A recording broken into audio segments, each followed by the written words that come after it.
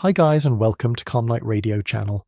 Tonight we slip into the American Old West in 1875 where the morning can feel gentle for a blink, then turn hard and blazing before you have finished your first chore. You wake beneath a sky so pale it almost looks merciful, and for a few soft breaths the air feels cool enough to fool you. But the desert, the plains, and the dry ranch country are all keeping a secret.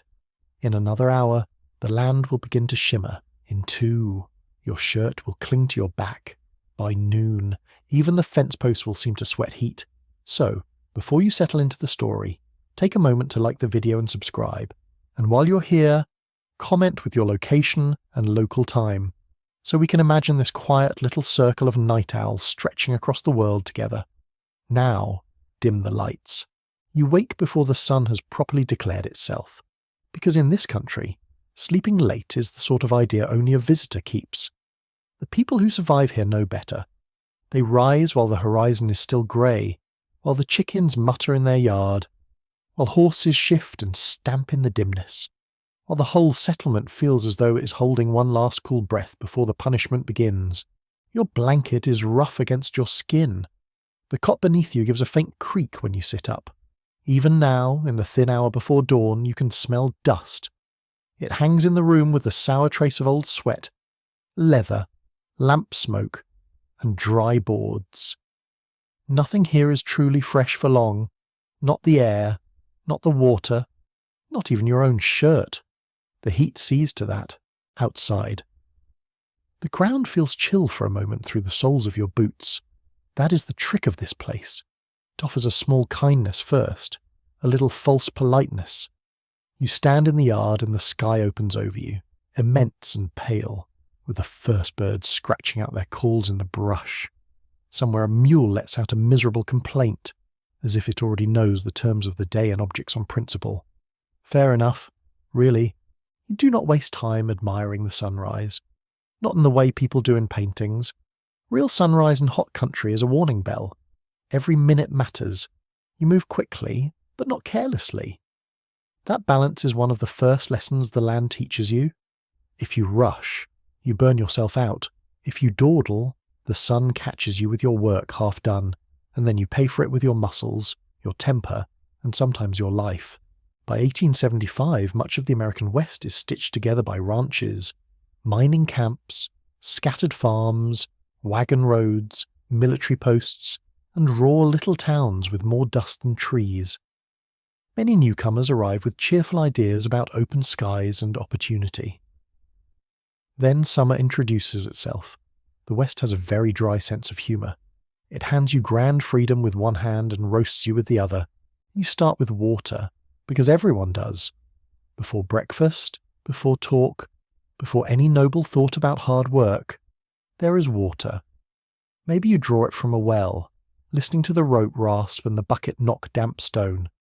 Maybe you carry it from a creek already shrinking under the season. Maybe it tastes of iron, mud, or wood from the barrel that held it overnight. Clean. Cold water is a luxury.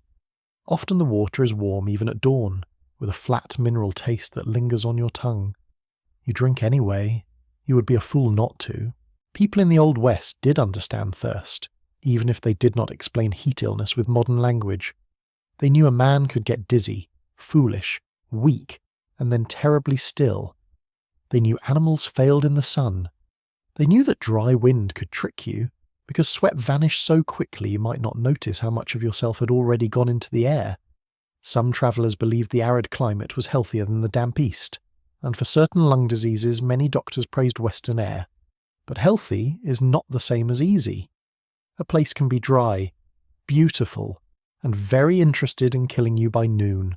As the first sunlight spills across the yard, you begin the chores that must be finished before the full blaze arrives. Feed the stock, check the harness, carry grain, lift pails, sweep the worst of the dust from the doorway, though it will return with a kind of offended dignity. The animals are restless early. Cattle swish their tails. Horses toss their heads and snort into the warming air. Even the dog seeks shade before breakfast, which tells you everything. The sounds of morning are sharp in the thin light. Metal clinks. Hooves scrape packed earth. A wagon wheel groans somewhere down the road. From a nearby cabin comes the crackle of a stove being coaxed awake, and with it the smell of coffee, scorched wood, and salt pork starting to fry. That smell can carry a surprising distance in dry air. So can a curse, though most people save those for later, when the sun has earned them. Your clothes already matter. Long sleeves, hat, neckcloth, heavy layers that sound absurd to anyone imagining relief through bare skin. Yet loose fabric is a shield.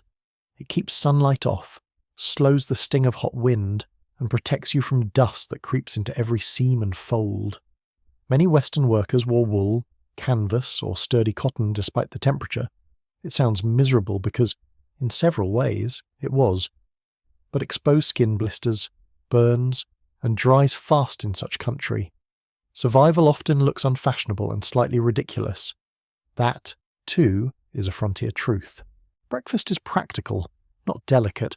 Coffee if you have it, biscuits, maybe beans, bacon, cornbread. Food sits heavy in your stomach, but you need the fuel. Heat drains a person in ways that feel sneaky at first. Your limbs begin to thicken. Your thoughts turn slow around the edges. You become oddly clumsy. A hand slips. A knot is tied wrong. An ordinary task grows a little more insulting. By the time you notice, the day is already gaining on you. As the sun climbs, the light changes colour. Early softness burns away. The world turns bright, then brighter still, until the ground itself seems to glare back at you. Dust roads whiten. Dry grass pales. Tin, glass, and tools catch the sun with nasty enthusiasm.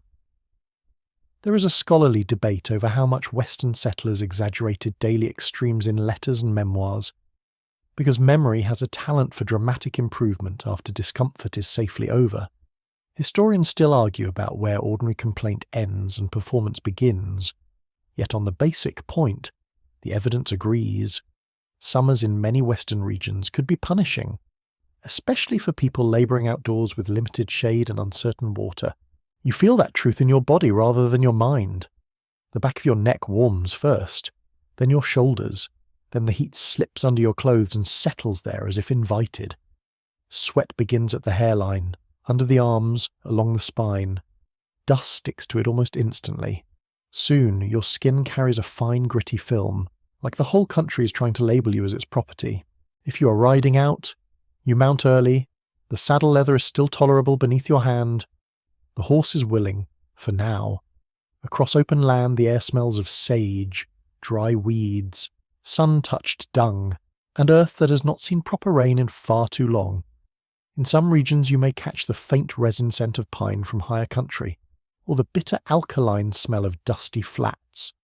Each landscape has its own signature, but all of them share one simple message. Take the morning seriously. The afternoon will not forgive mistakes. You pass other workers already at it, a ranch hand mending fence, a woman carrying water with a measured steps, a boy driving a few stubborn animals toward a patch of grazing that is less terrible than the others. Children in these places learn heat discipline very young. Stay covered, move steady. Do not waste water. Do not play far from shade. Do not trust a pleasant morning. Childhood on the frontier has fewer speeches and more instruction shouted across a yard. In town, the day begins with similar urgency. Shopkeepers open early. Freight teams get moving while they can. Blacksmiths try to finish certain jobs before the forge, and the weather become partners in cruelty. Miners head down shafts or across rocky ground, depending on the work. Teamsters, stable hands, laundresses, cooks, and labourers all race the same invisible clock. Shade is not just comfort, it is strategy. A quirky little detail appears in some Western accounts and local habits. People sometimes wrapped bottles, jugs, or even food containers in wet cloth and set them where wind could pass over them. Evaporation could cool the contents a little. Not enough for luxury, but enough to feel like a small miracle. The West specialised in small miracles. A porch facing the right direction, a cottonwood near a creek, a cellar that stayed less hot than the yard, a cloud that looked serious for almost 15 minutes. By late morning, you start watching the sun itself. Not because it is beautiful, though it can be, but because it has become management. Where is the nearest shade? How much water remains? Which task cannot wait? Which can be delayed? Good judgment matters more than pride, though pride usually speaks first. The dangerous thing about heat is that it invites stubbornness. Just one more trip, just one more fence post, just one more mile. People tell themselves this because the work is real, because stopping has a cost, because no one wants to look weak. The land does not care. It lets the foolish argue until they fall over. Some army posts and western camps adjusted routine around climate as much as possible. Early drill, early hauling, early travel. In parts of the southwest, knowledge borrowed from indigenous peoples, Mexican communities, and long-time local residents shaped survival, whether newcomers admitted it or not. Building styles, travel timing, water finding, head coverings, and respect for shade were often learned from people who knew the country deeply. The frontier loved to pretend it invented itself. It rarely did. You notice how even simple objects become part of the battle. The wooden handle of a tool feels dry and hot in your palm. A metal latch bites your skin if you grab it carelessly. The brim of your hat collects sweat. Your boots trap warmth until your feet seem to pulse with it. Flies arrive in the growing heat with useless confidence, buzzing at animals, at food, at your face, as though they have chosen a marvellous day for social calls. Nobody agrees with them. Near noon, the shadows shrink into thin dark scraps beneath wagons and eaves. Birds go quiet. Livestock bunch where they can find shelter. The whole landscape appears flattened by light. Distance starts to wobble. Heat haze dances above the ground, turning the horizon liquid. The west becomes less a place than a test of attention.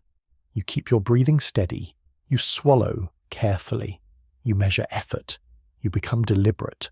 And still, for all its cruelty, there is a strange beauty in this hour. The sky is enormous and almost empty. The silence between sounds grows wider. Your own presence feels small under that white blaze, yet sharply alive. You're not drifting through history here. You're negotiating with it. Every drink, every step, every choice of road or shade matters. This is how a day in 1875 begins when the season is merciless. Not with heroics, not with violin music, with dry air, rough cloth, a wary eye on the sun, and the humble wisdom of getting things done before the world turns into an oven. By now, the heat has fully arrived. It presses down on your shoulders and rises off the ground at once, trapping you between two invisible fires. The morning mercy is gone. What remains is endurance, plain and unsentimental. You do not conquer such a day. You live through it carefully, one choice at a time. By the time the day has grown hot enough to make the horizon tremble, you begin to understand that clothing in the American West is not really about comfort. Comfort is a luxury word, a soft room word, a word for people who do not need to think about sunburn, chafing, cactus spines, dust storms, horse sweat, and the cheerful possibility of being cooked alive while still expected to finish chores. Clothing is about survival. It is about creating a small private shelter that moves with you. You start with your shirt, which is rarely light and airy in the romantic way modern imagination likes to picture. A working shirt in 1875 is sturdy, often wool or heavy cotton, sometimes patched, sometimes sweat-stiff at the collar, almost always more practical than flattering. When you pull it over your head, the fabric drags against your skin with a rough, familiar scrape. It already carries yesterday in it, salt from old sweat, dust from the road, smoke from the fire, the faint animal smell that settles into anything worn near horses and cattle long enough. Nothing is crisp out here for long. Wool sounds like the joke of a cruel universe, and yet many people choose it. Wool resists wear, shields the skin, and performs surprisingly well in dry climates when nights turn cool and days turn savage. It can absorb moisture without feeling wet at once, though there is a limit, and the limit is always closer than you would prefer. Cotton is common too, especially in shirts, underlayers, and dresses. But sturdy cloth matters more than dreamy softness. Loose garments let a little air move. Tight ones rub and punish. The body learns these distinctions quickly. Then come trousers, often thick, often dusty, often heavier than any sensible person from a mild climate would voluntarily wear. Canvas, denim, wool blends, homespun cloth, whatever can stand use. On a ranch or wagon route, your legs need protection from brush, saddle leather, insects, rough boards, and hot surfaces. Bare skin may seem tempting at sunrise, but by noon it becomes an invitation to burns and scratches. A good pair of trousers is like a second fence, not elegant, but useful. Suspenders bite lightly into your shoulders. Buttons press where cloth gathers. Seams make themselves known after hours of movement. Heat turns every detail of dress into sensation. A collar feels narrower. Waistbands grow mean. Socks become damp ropes around your feet. Even so, you keep the layers on. Exposure is worse. That is the maddening little frontier arithmetic. You wear more to suffer less. The hat is the real authority. Once you step into open country, you realize the hat does more than complete a look. It governs your day. A broad brim throws shade over your eyes, nose, cheeks, and neck. Felt hats are common among working men. Straw appears too, especially in some regions and among people using whatever is affordable and available. Though straw does not always survive hard labour kindly, women wear bonnets, sun hats, shawls, and veils depending on means, custom, and local habit. Children are pushed into hats by adults who have seen what sun can do.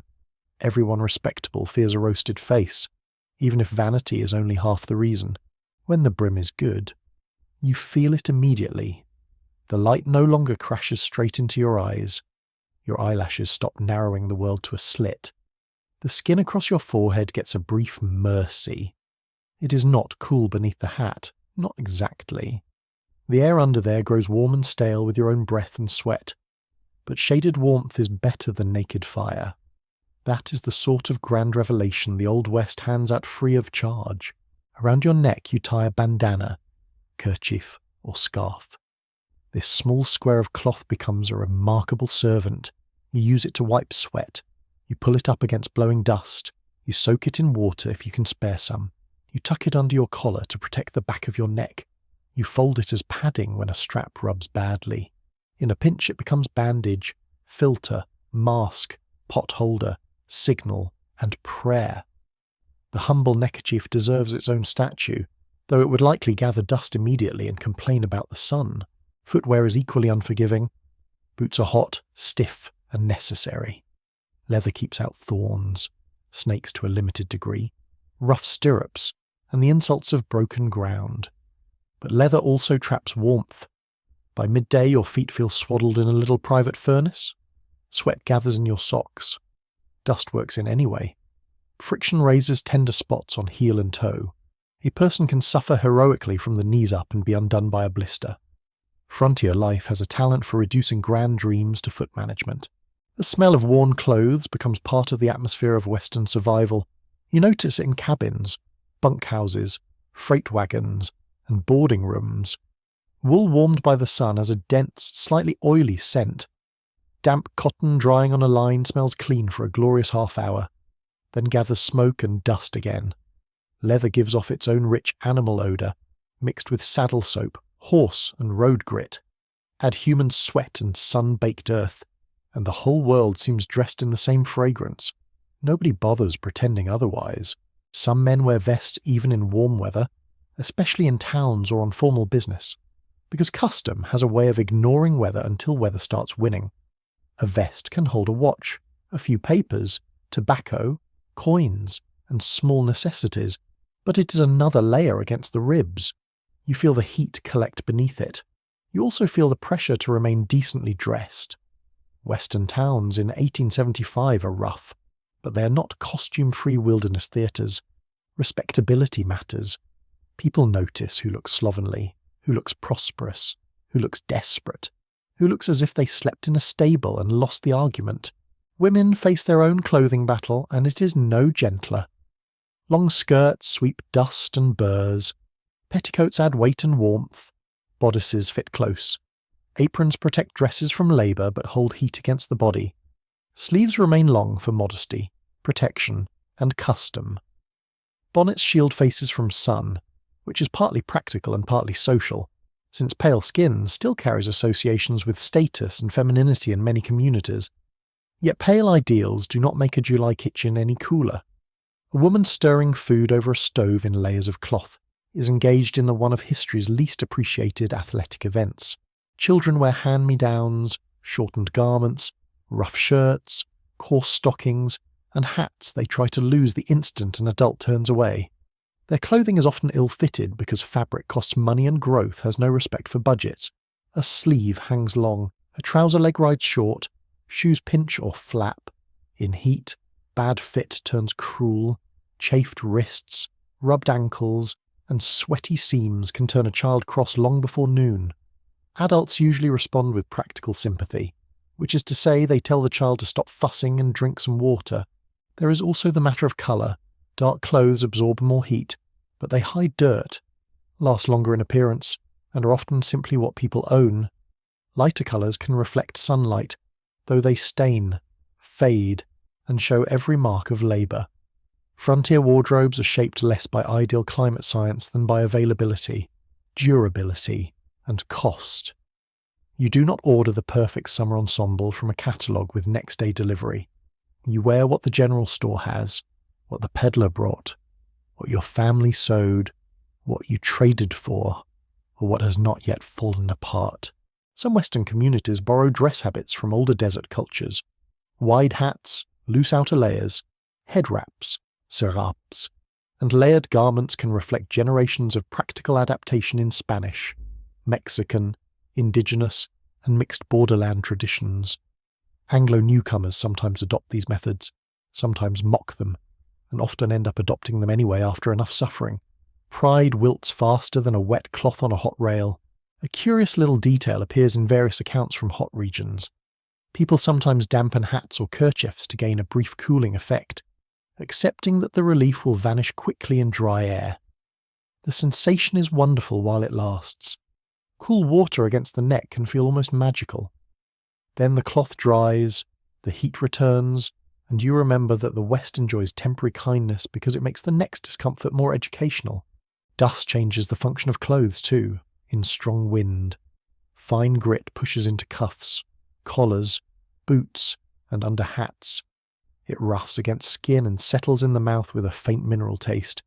A scarf pulled up over the nose leaves the breath hot and stale, but without it your teeth crunch faintly when you speak.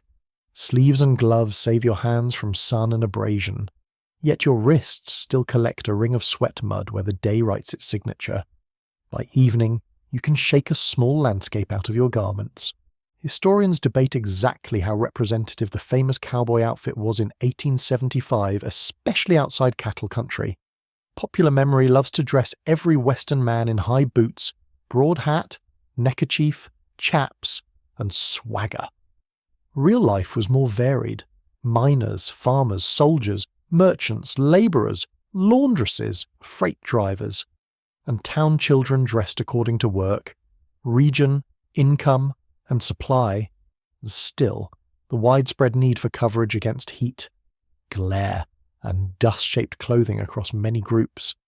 The sun imposed a kind of regional logic. Even when fashion tried to be stubborn, touch becomes your constant teacher. A sleeve protects the forearm from direct blaze. A hatband darkens with sweat. A boot heel knocks dry soil with a hard crack. The cloth at your shoulders grows sticky, then stiff as sweat dries. The inside of your collar turns abrasive with salt. If you lean against a wall, warm boards press through your shirt. If you sit on a wagon seat left in the sun, you rise quickly and with feeling. Even the air touching your face can seem textured, as if heat has grain. Laundry offers no easy solution. Washing clothes requires water, labour, soap, and time. In hot weather, garments dry fast, which sounds helpful until you remember that someone still had to scrub them. Frontier laundering is a heavy work, especially for women and hired washerwomen. Boiling kettles, rubbing boards, lifting wet cloth, wringing sleeves, hanging lines, and standing over steam in summer all create their own private weather. Clean clothing is therefore precious, but not infinitely available. Many working people simply wear garments again and again, brushing off what they can and accepting the rest. Repairs matter as much as washing. A ripped seam invites sun and abrasion. A missing button changes how cloth hangs and rubs. A worn hat brim can expose the face. Families mend by lamplight, on porches, beside doors. Whenever fingers are free enough, needles flash, thread pulls through cloth, and each little repair says the same thing. Nothing useful is discarded lightly in a hard climate. There is a social side to all this too. Clothes show how well you're managing. A hat in good shape suggests stability. A reasonably clean dress implies discipline and hard work. Polished boots in a dusty town hint either at money, vanity, or suspicious amounts of free time. Torn garments may signal poverty, recent travel, hard labour, or plain bad luck. Heat strips away comfort, but it does not erase judgment. People still read one another at a glance. By the worst of the afternoon, your clothing feels like both burden and salvation. Sweat cools, then vanishes. Dust settles in a pale coat. The brim of your hat casts a moving crescent across your vision. Your neckcloth is warm, your sleeves cling. Your boots are heavy as promises, yet without them you would be scorched, scratched, and half blinded by glare. So you keep them on. You endure the roughness, the smell, the weight, and the itch. In 1875, surviving Western heat means accepting that relief is rarely lovely. More often it comes disguised as thick fabric, a sweat-dark hat, a scarf around the throat, and boots too stubborn to quit. Water governs the day with a quiet authority that no sheriff, ranch owner, or trail boss can quite match. In the American West of 1875, you may speak proudly about land, cattle, silver, timber, or grit, but your body knows the real ruler. It is the bucket in the shade. It is the barrel in the wagon. It is the well that might hold enough by noon, or might not. It is the creek that looks promising from a distance, then turns out to be a ribbon of mud with insects skating over it like rude little landlords. You wake thinking about water before you admit it to yourself. Your tongue notices first. It feels thick, slightly furry, not in the charming way of a household cat, but in the dry and deeply irritating way of a person who has slept in hot air. Your lips are tight. Your throat asks a question the moment you open your eyes. How much is left? That question hums beneath every chore, every trip, every choice of route. When you reach for a cup or dipper, the water is rarely cold enough to feel luxurious. Most often it is cool only by comparison with the air. If it has sat in a wooden bucket overnight, it may smell faintly of damp timber, iron, or whatever dust settled nearby. If it comes from a well, it might carry minerals that leave a chalky or metallic trace on your tongue. If it comes from a barrel, you taste wood, staleness, and perhaps the faint memory of whatever the barrel held in a former life. The frontier was not large on elegant flavour profiles, yet the first swallow still matters. It moves through you with a plain, physical relief. Your throat loosens, your chest eases. The body seems to sit up and say, "Ah, we are still in business." You learn to drink steadily, not foolishly, too fast, and you feel sloshy and weak, too little, and your thoughts turn gummy around the edges. People do not speak in modern medical terms about dehydration or electrolyte imbalance, but they know the signs: dry mouth, cramping muscles, headache, faintness, confusion, bad temper. The bad temper arrives so reliably it might as well have its own saddle. Every household, camp, ranch, and trail outfit develops rules around water. Some are spoken, some live only in habits. Fill the buckets early, cover the barrel, do not dip with dirty hands, do not let animals foul the source, do not waste wash water if it can serve another purpose. Do not trust a stranger who says the next spring is close unless that stranger has the face of a person who has suffered recently and learned humility from it. The West manufactures bold liars by the dozen, but thirst has a way of sanding the swagger off reliable men, at a homestead or small ranch. The day may begin with a trip to the well. The rope feels coarse in your hands. Fibres bite into the palm if you lower too quickly. The pulley squeals softly, the bucket drops. Then there is that satisfying distant splash, one of the sweetest sounds in a hot country. You haul upward with your shoulders and back, feeling the weight grow real. Water has heft. It does not care that you are tired. It climbs inch by inch, dark and sloshing, while the muscles in your arms complain in a language older than history. When the bucket reaches the top, the smell rises too. Damp stone, cool mud, mineral wetness from beneath the ground. It is a scent almost sacred in dry country. You pour carefully into pails or tubs, watching for loss. A splash on your boots feels wasteful. A spill in dust vanishes obscenely fast, sinking and darkening the ground for one brief moment before the earth swallows it like gossip. Some wells are generous, some are moody, some become treacherous in late summer, yielding less and less while hopeful people keep hauling. The water table in many western areas could fluctuate, and shallow wells were especially unreliable. That uncertainty shapes settlement patterns as surely as any map line. A good water source can create a town. A bad one can shrink it into memory. It is remarkable how quickly grand ambition begins to limp when the nearest dependable well is 4 unpleasant miles away. Creeks and rivers offer their own complications. Flowing water looks comforting, but appearance is a notorious liar. A stream may run low, turn stagnant in patches, or carry sediment, animal waste, and all the cheerful contributions of upstream life. You kneel at the bank and smell mud, weeds, warm silt, and something faintly sour where the edge has been trampled by hooves. Mosquitoes whine near the reeds. Frogs plop away if you startle them. The current, if there is one, folds around stones with a soft chuckle that sounds far more innocent than the microbes would probably like. Boiling water is possible, of course, but fuel and time cost something. Many people simply drink what they can get, especially on the move. Travellers, soldiers, ranch hands, and teamsters often rely on streams, seeps, cattle ponds, and whatever the route offers.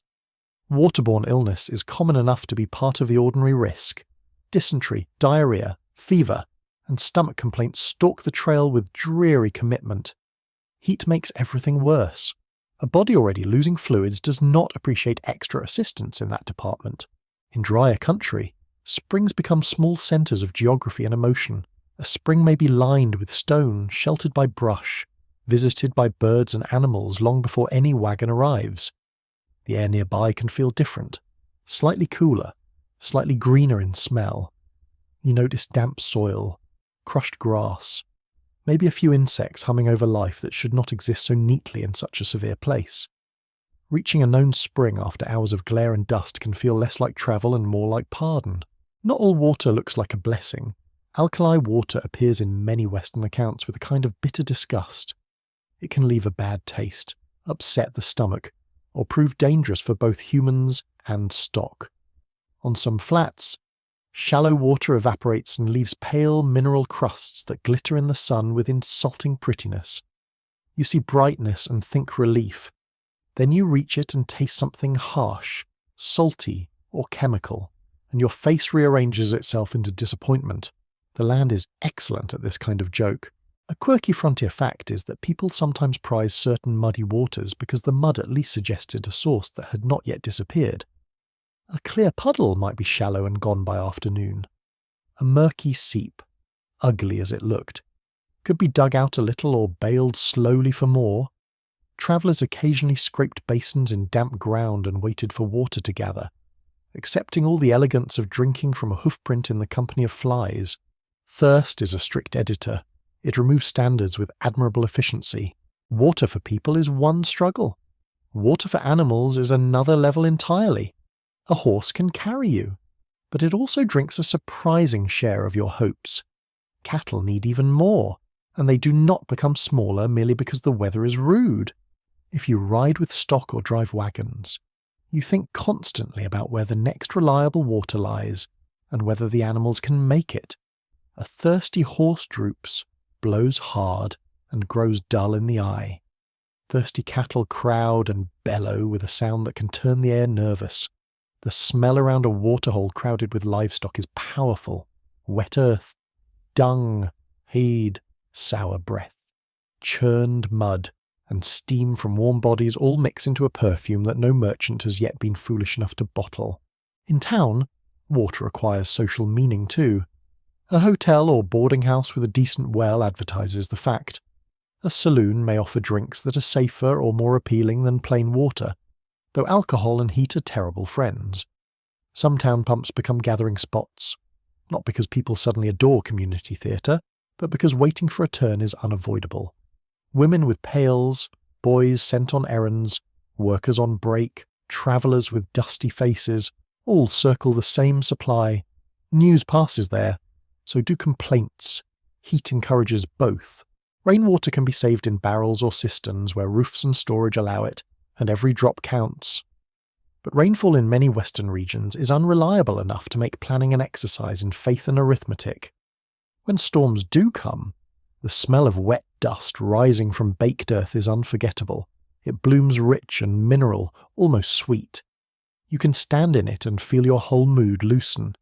Then just as quickly, a brief storm may run off, vanish, and leave behind only mud, steam, and false optimism. Historians still dispute how much Eastern readers understood the centrality of water in Western letters and newspaper reports.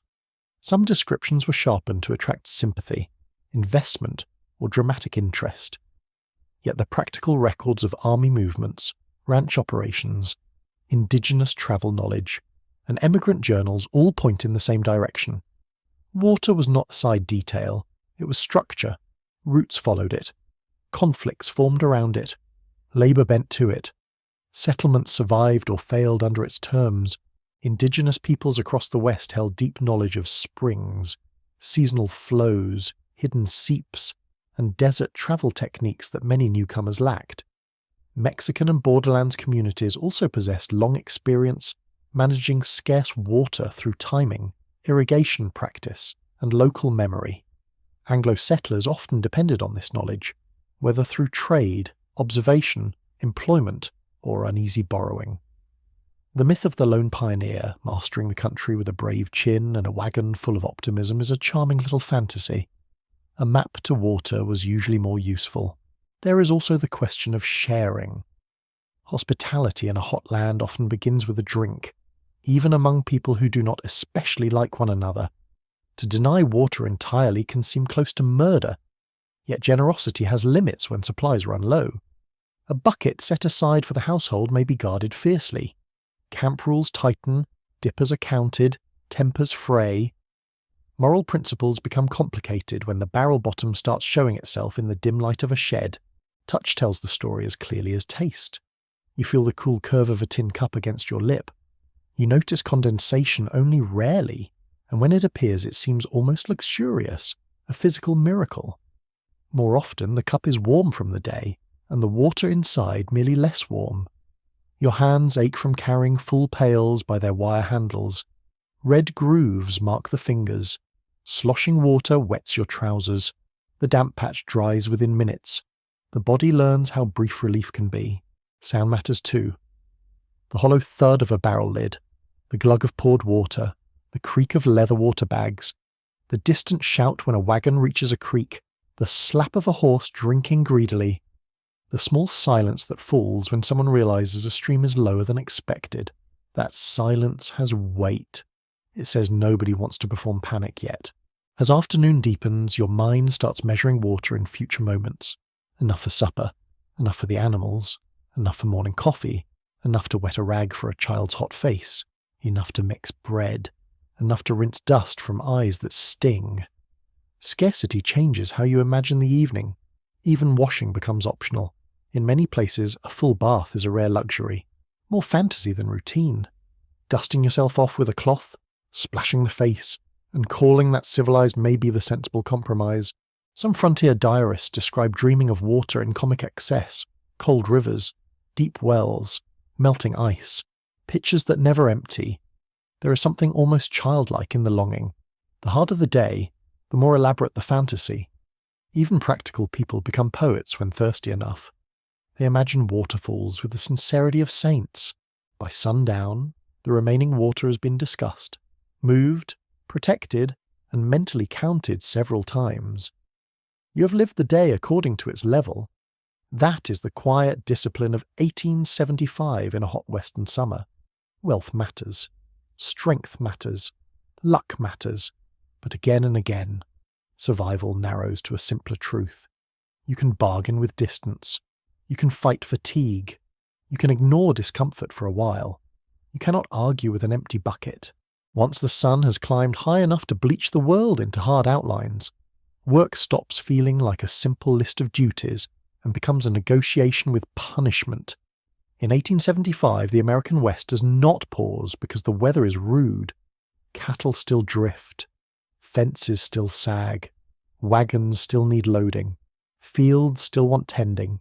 Horses still throw shoes in inconvenient places with the timing of small, malicious geniuses. So you work beneath the white sun, not because it is wise, but because life in this country rarely offers the luxury of waiting for better conditions. The light at midday has a strange authority. It wipes softness from everything. Hills turn stark. Wagon ruts sharpen. Dry grass looks almost metallic. Even your own hands appear different, browned, dusty, and tense around a tool handle. You squint until the muscles around your eyes begin to ache. The brim of your hat helps, but it cannot tame the glare rising from the ground itself. Heat comes from above and below. You are caught between two bright arguments. On a ranch, the work can be relentless in ways that sound dull on paper and brutal in the body. Mending fence means stooping, lifting, hammering, and walking long distances under open sky with little shade and less sympathy. You carry posts on one shoulder, feeling the rough grain scrape through your shirt. Splinters wait for any careless grip. Wire resists with a hot, stubborn tension. The hammer handle grows slick with sweat. Each strike sends a vibration up the arm and into the shoulder. After a while, your hands seem to belong less to you than to the work itself. If cattle need moving, that's a different sort of misery. You ride through heat that hangs over the land like invisible cloth. Dust rises from hooves and drifts into your face. It settles on your lips with a dry, bitter taste. The smell is thick with hide, sun-baked dung, horse sweat, and the faint green scent of whatever stubborn scrub has survived the season. Cattle do not admire weather heroics. They bunch, balk, wander, and find new ways to offend the patience of everyone involved. A longhorn staring at you in the heat has a look that suggests it finds the entire arrangement beneath its dignity. You keep moving anyway. The saddle creaks. Leather warms against your thighs. Your horse's flanks darken with sweat, then pale as dust clings to the dampness. Flies buzz at eyes and nostrils, at yours and the animals alike, with the social confidence of creatures who have never been slapped enough. The herd complains in low grunts and sudden calls.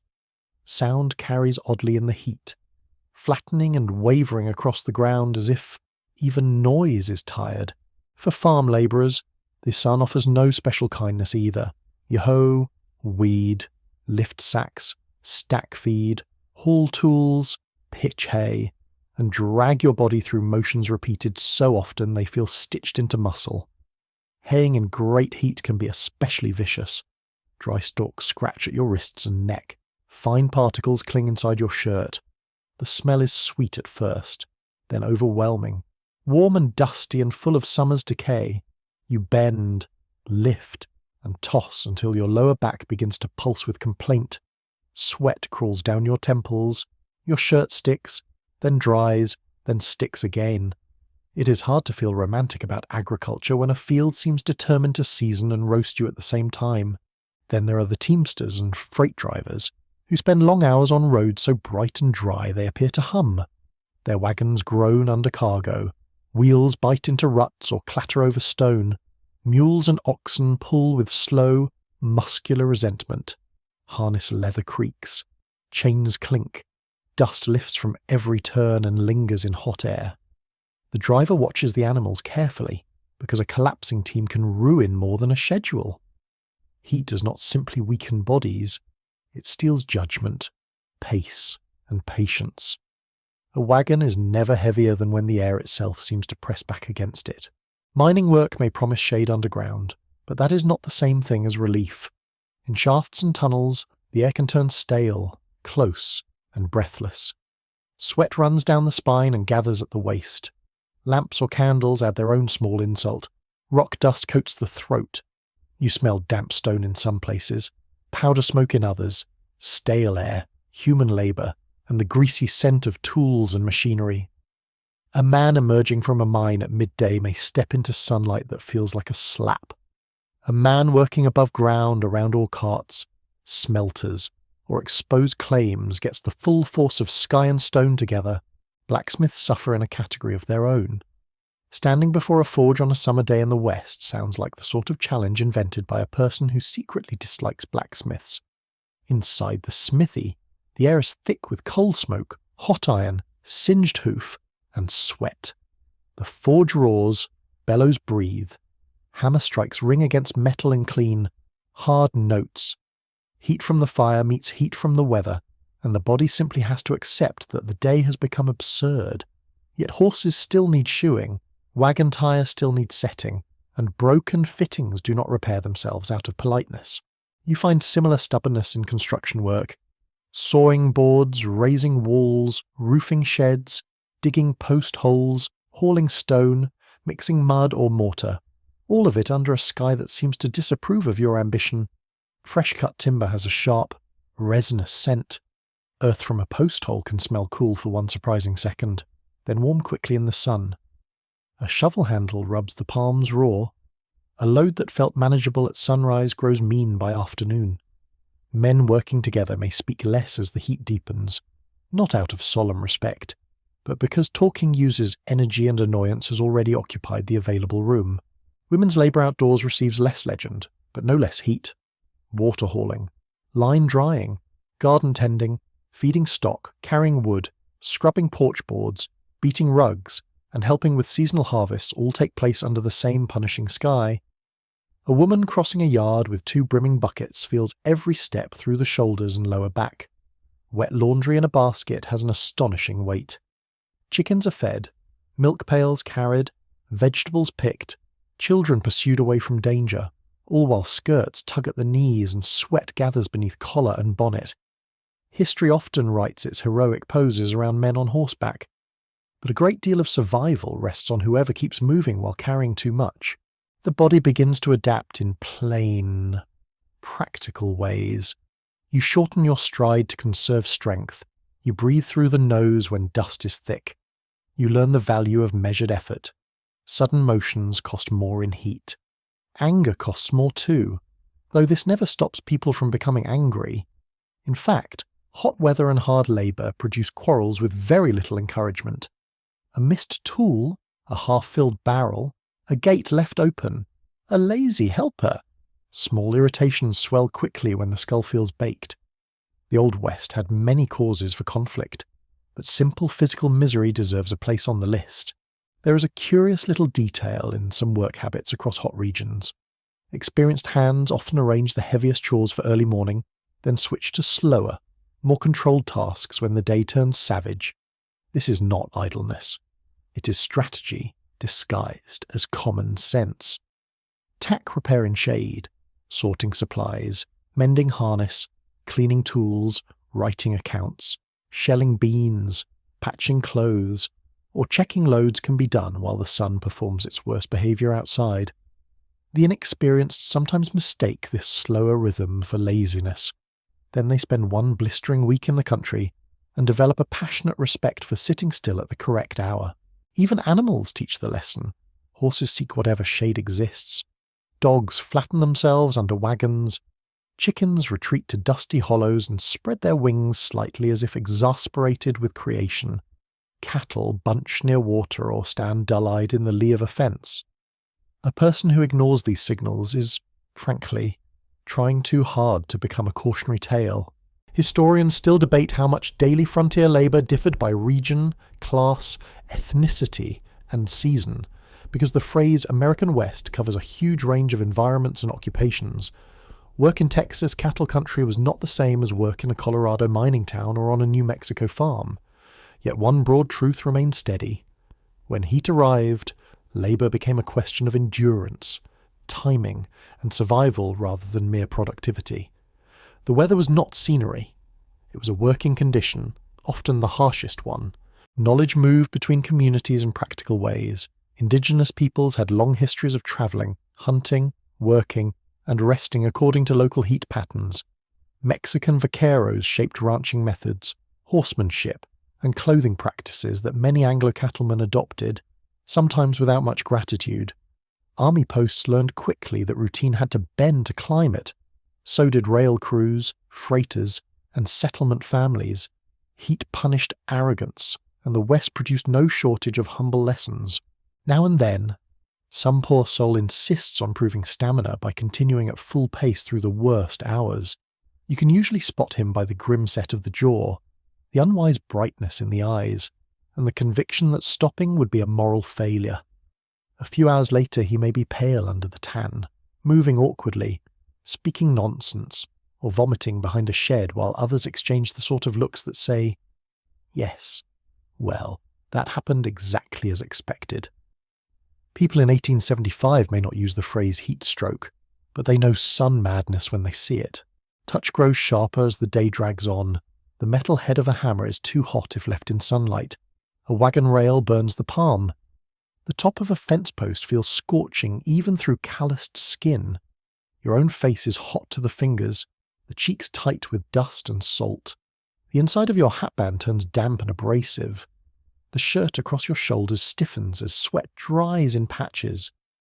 Muscles in the neck begin to knot. Knees feel full of grit. Fatigue becomes physical geography. The smells of work deepen too. Split wood, hot rope, dusty grain, saddle leather, oiled harness, horse sweat, sun-struck manure, coal smoke from a smithy, warm flour in a storeroom, tar on wagon parts, fresh earth from digging. Everything releases itself more strongly in heat. Even silence has an odour, if that makes any sense. It smells like baked boards, dry wind, and effort. Toward late afternoon, the quality of labour changes again. Nobody becomes cheerful exactly, but the day loosens by a degree. Shadows begin to return, thin and hesitant at first. The glare softens a little. Tools feel almost manageable. Animals lift their heads. People straighten their backs and take stock of what has or has not been finished. There is no triumphant music, just a practical reckoning. Fence repaired, load delivered, shoes reset, water hauled, stock counted, bread baked, dust everywhere, naturally. That is the strange dignity of work under extreme heat in 1875. It is not the dramatic heroism of paintings or dime novels. It is slower, rougher, and more repetitive. You are not conquering nature in some splendid pose. You are carrying, lifting, mending, driving, scraping, and enduring, while the sun bears down with a kind of impersonal force. The achievement is not glory, it is completion. The gate is fixed, the herd is settled, the wagon arrives, the stove stays fed, the task, somehow, gets done. Beneath that white sun, that is victory enough. By the hottest part of the season, a western town does not so much sit on the land as bake upon it. You walk in under a sky that seems polished to a hard shine, and the first thing you notice is the dust. It lies in the street, pale and loose, waiting for wagon wheels, hooves, boots, or one mischievous gust of wind to lift it into the air. It coats storefront steps, gathers in window corners, settles on barrels, hitching posts, and porch planks. A town in extreme heat smells of dust first, then of everything dust has chosen to sit on. The main street looks alive, but only in a cautious, economical way. People move with purpose. Nobody strolls unless they are new, foolish, or pretending to be richer than they are. Men cross from shade to shade beneath hats pulled low. Women hold bonnets and shawls close, keeping their faces from the glare. Children are sent on errands at a trot and return with the harried look of the young souls who already suspect adulthood is mostly carrying things in bad weather. Dogs lie under porches with their ribs moving slowly. Even chickens in town seem offended by the temperature. The buildings do what they can. Most are simple wooden structures, false fronts facing the street with a confidence the rest of the building does not always share. Boards shrink and creak in dry heat. Nails loosen, tar softens. Glass windows throw back a fierce light that makes you blink. If the town is older, or shaped by Mexican, Spanish, or indigenous building traditions, you may find adobe walls, thick and quiet, holding a little coolness inside like a private secret. Those walls feel different under the hand, dense and earthen, with a stored calm that wood seldom manages. A person could become sentimental about adobe in July, and no one would blame them. Porches are the true civic institution of hot towns. A shaded porch turns a store, hotel, or house into a kind of frontier oasis. You step onto the planks and feel an immediate modest mercy, not coolness exactly, but relief from direct assault. The boards underfoot are warm rather than blazing. The air seems thicker, less sharp. The smell changes too, in shade. You catch old wood, tobacco, spilled coffee, leather, and human sweat instead of pure sun-baked dust. Men sit on chairs tipped back against walls. Women pause there with parcels or pails. Travellers linger a minute longer than they intended. Shade breeds conversation the way rain breeds weeds. The saloon offers a different kind of refuge, half practical and half theatrical. You push through the doors and the light drops at once. It takes a moment for your eyes to adjust. Inside there is dimness, the sour, sweet smell of beer, whiskey, tobacco smoke, damp wood, and bodies that have worked hard and bathed little. The bar top feels smooth and worn under the hand. Glasses clink. Somewhere a fly buzzes against a window with determined stupidity. The room is cooler only by comparison, but comparison is everything. A shaded saloon can feel almost luxurious after the street. Cold drinks are not the default miracle people later imagine. Ice is scarce, expensive, or absent in many places, especially far from larger towns and transport networks. Beer may be cellar cool if you are lucky. Whiskey is whatever the room has done to it. Water, if offered, may stand in a pitcher with a faint taste of tin or wood. Still, even a lukewarm drink taken in shade while the sun beats on the boards outside can seem enough to improve your opinion of humanity. General stores have their own hot weather atmosphere. You step inside and meet a blend of flour dust, coffee beans, molasses, rope, lamp oil, leather, dried apples, tobacco, and fabric. The smell is dense but oddly comforting, like the whole town has been packed onto shelves. Barrels stand along the walls, sacks lean in corners, metal scoops clink against bins. The shopkeeper moves slowly, not lazily, just with the sensible pace of someone who intends to remain standing through the afternoon. A fast merchant in summer is usually a merchant who has misjudged the climate. You see people buying the practical tools of survival: coffee, salt pork, flour, kerosene, nails, cloth, soap, maybe a length of rope or extra canteens if they can be had. There are no glamorous purchases in extreme heat, only things that help you work, eat, mend, or endure. A barrel of pickles or a crock of preserved fruit can look astonishingly desirable when the body has spent hours losing moisture.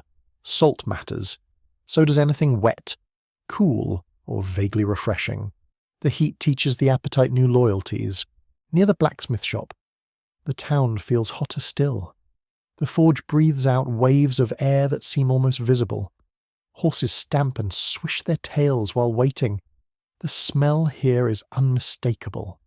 Coal smoke, hot iron, scorched hoof, singed hair, and sweat. Hammer blows ring through the street in a rhythm as steady as church bells, only far less spiritual and much more alarming to a nervous horse. The blacksmith himself often shines with perspiration, arms darkened with soot, shirt clinging, face set in the concentrated expression of a man who has agreed to spend summer standing beside a small man-made sun. Livery stables hold another version of town heat. The air inside is thick with hay, manure, leather, horse breath, dust, and ammonia. Flies hover in lazy swarms. Light enters through gaps in boards as sharp golden slats. Horses stamp, snort, and rattle tack. A saddle hanging on a peg gives off warm leather scent, rich and animal. Water troughs matter here like altars. Stable hands move with practiced speed, knowing which horse is merely tired and which one is in real trouble from heat. Animals in town suffer quietly until they do not, and then everyone notices at once. Women's work in town often unfolds in the least celebrated and hottest spaces: boarding house kitchens, laundries, back rooms, bake ovens, and wash yards become private furnaces. A laundry yard in summer carries the smells of wet cloth, soap, steam, and heated boards. Sheets flap on lines, bright as flags. Washerwomen lift, scrub, wring, and pin with reddened hands. A kitchen smells of bread, grease, onions, coffee, yeast, and stove heat so dense it seems to press against the face. A cook standing over a range in July deserves either sainthood or uninterrupted silence, possibly both. Barbershops and bathhouses, where they exist, become especially valued in hot weather. A shave, a trim, a wash basin. Even a towel wrung from relatively cool water can feel restorative in a near moral sense. The touch of a damp cloth across the face can make a man close his eyes as if receiving a blessing. Cleanliness in the West is never as simple as Eastern advice columns pretend. Water, time, privacy, and facilities all intervene. Yet towns do create little pockets of order against the season. A barber's chair, a shaded hotel lobby, a room with thick curtains, a cellar storing perishables. Survival often depends on these humble architectures of relief. A curious little habit in many hot towns is the shared devotion to windows, shutters, and cross breezes. Doors are propped, curtains dampened, shade cloth hung where possible.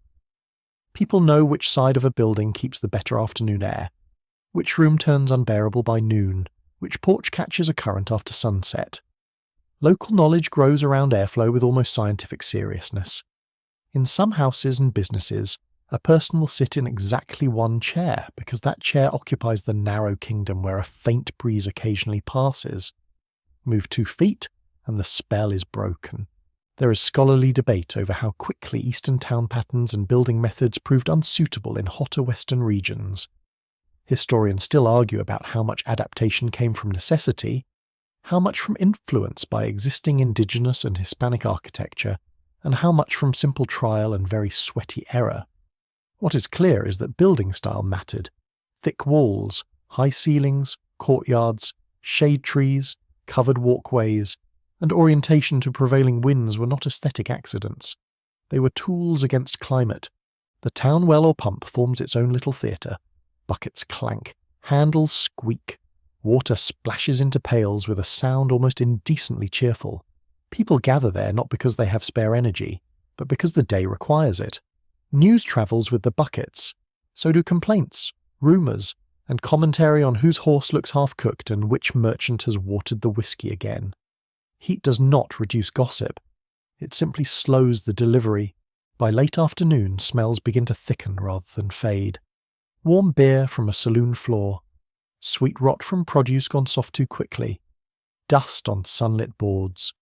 Tobacco smoke trapped in still rooms. Animal waste baking in the street. Grease from a kitchen vent. Pine resin from fresh lumber. There's nothing delicate about a frontier town in summer. It is physical, immediate, and impossible to ignore. Yet there is comfort in its familiarity. The same odours mean food, trade, tools, shelter, and other people attempting the same hard season. Sound changes too. Earlier in the day, noise snaps and rings. Hooves strike harder. Wheels rattle sharply. Voices cut through dry air. In peak heat, the town grows slower and more muffled.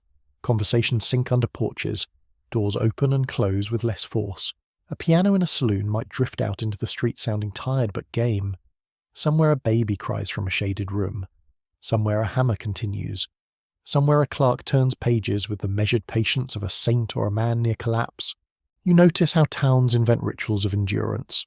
Men tilt chairs back in strips of shade, speaking only when necessary. Women pause near doorways with one hand resting on the frame, feeling the cooler wood. Children are ordered to stay where they can be seen. Shopkeepers sprinkle dusty floors with water when they can spare it, just enough to settle the dirt for a little while. Boards darken, release a damp, earthy smell, and then dry again as if the heat is licking the moisture back into the air. The effect is brief, but then so are many frontier pleasures.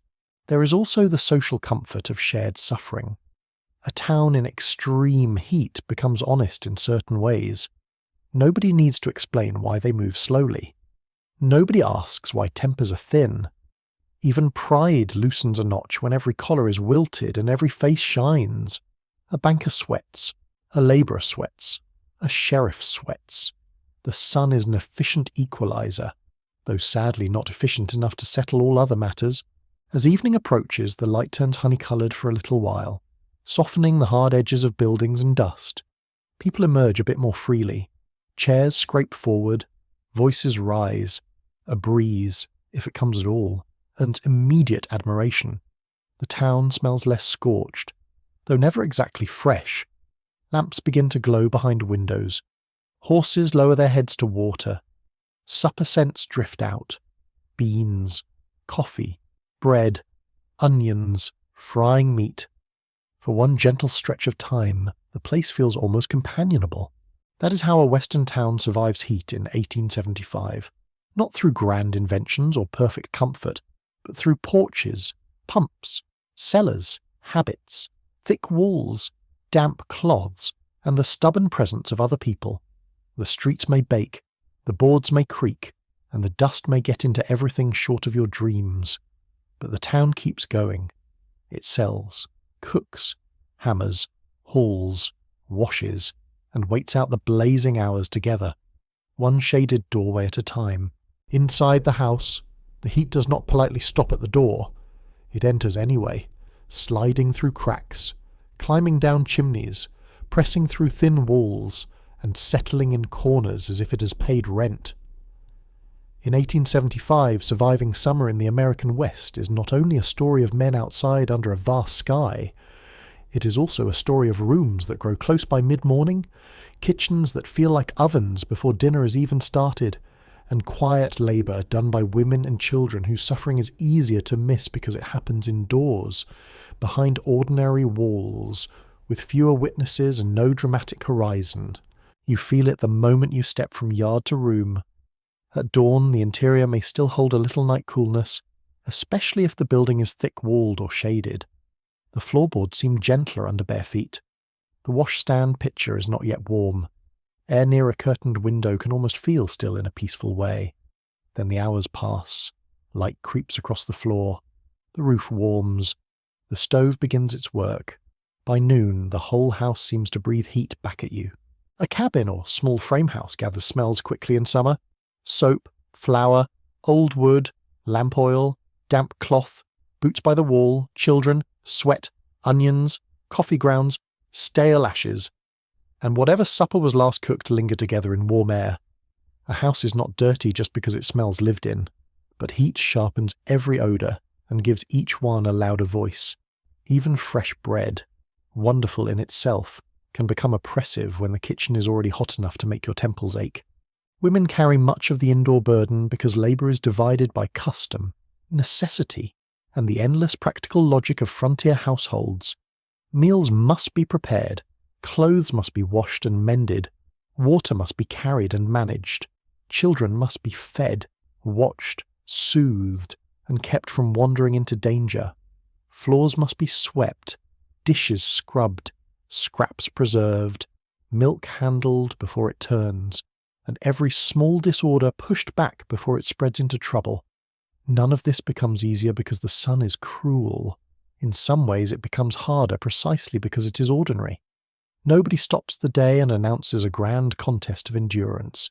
You simply continue. The stove is the household tyrant of summer, whether it is a cast-iron range, a simple cook stove, or an open hearth depending on place and means. Once it is lit, the room changes character. Heat radiates against your shins and face. The lids clatter. Iron smells faintly metallic and dry. Grease pops. Bread rises. Coffee simmers. If you are frying salt pork or boiling beans, The air grows thick with food and fire together. Your dress clings between the shoulder blades. Dampness gathers at the hairline under your cap or bonnet. You wipe your forehead with the back of your wrist and continue stirring, because hunger does not take a summer holiday. Morning baking is often time to outrun the worst heat, but even early work can be punishing. You knead dough on a table dusted with flour that sticks to warm skin. The dough is soft and alive under your hands, elastic, slightly tacky, smelling of yeast and grain. The table edge presses into your hip. A child asks for something at exactly the wrong moment. Another child is too quiet, which is always suspicious. A kettle needs watching. The room already feels smaller than it did at sunrise. By late morning, the kitchen can seem to hold more weather than the outdoors. Children do not escape the season simply because they are young. They are dressed in layers more substantial than modern comfort would recommend. They are told to carry kindling, fetch eggs, shell peas, hold babies, sweep corners, wash faces, bring in water, or sit still while someone tries to sew around them. Sitting still is often the least likely outcome. A hot child becomes flushed, sticky, impatient, and inventive in unhelpful ways. Skin prickles, collars itch, shoes rub, tempers leap with astonishing speed. A mother or older sister may have to judge whether a child is merely sulking or becoming truly unwell from heat. That is not a simple distinction in a restless house. Babies suffer in a softer, more worrying silence. Their skin grows damp at the neck and scalp. Their cheeks burn hot. They cry without knowing why the world feels wrong. Flies trouble them in cradles unless someone keeps watch with a cloth or fan. Diapers and wrappings, necessary for care and modesty, add to discomfort. A tired woman may rock a baby with one hand and stir a pot with the other, both bodies overheating together, each depending on the other in the least convenient way possible. Waterwork shapes the whole household. A bucket hauled from the well is already promised to several uses before it crosses the threshold. Drinking first, cooking next, washing perhaps, though only in measure. Laundry if there is enough, a damp rag for a child's face. A little for the plants near the door if anyone has the luxury of plants. Every dipperful is counted in the mind even if nobody speaks the calculation aloud. Spillages can bring sharp words, not because people are cruel, but because waste has consequences by evening. Laundry in extreme heat is its own campaign. Water must be heated or used as it is.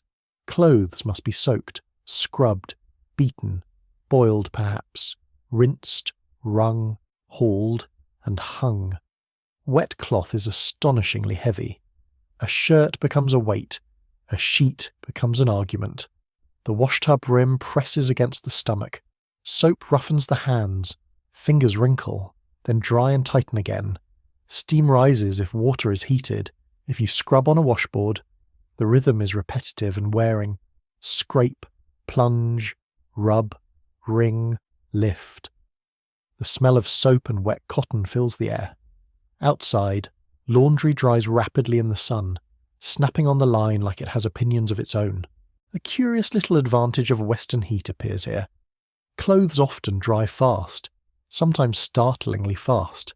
The same fierce air that torments the body can turn a line of wet garments nearly crisp in a short while.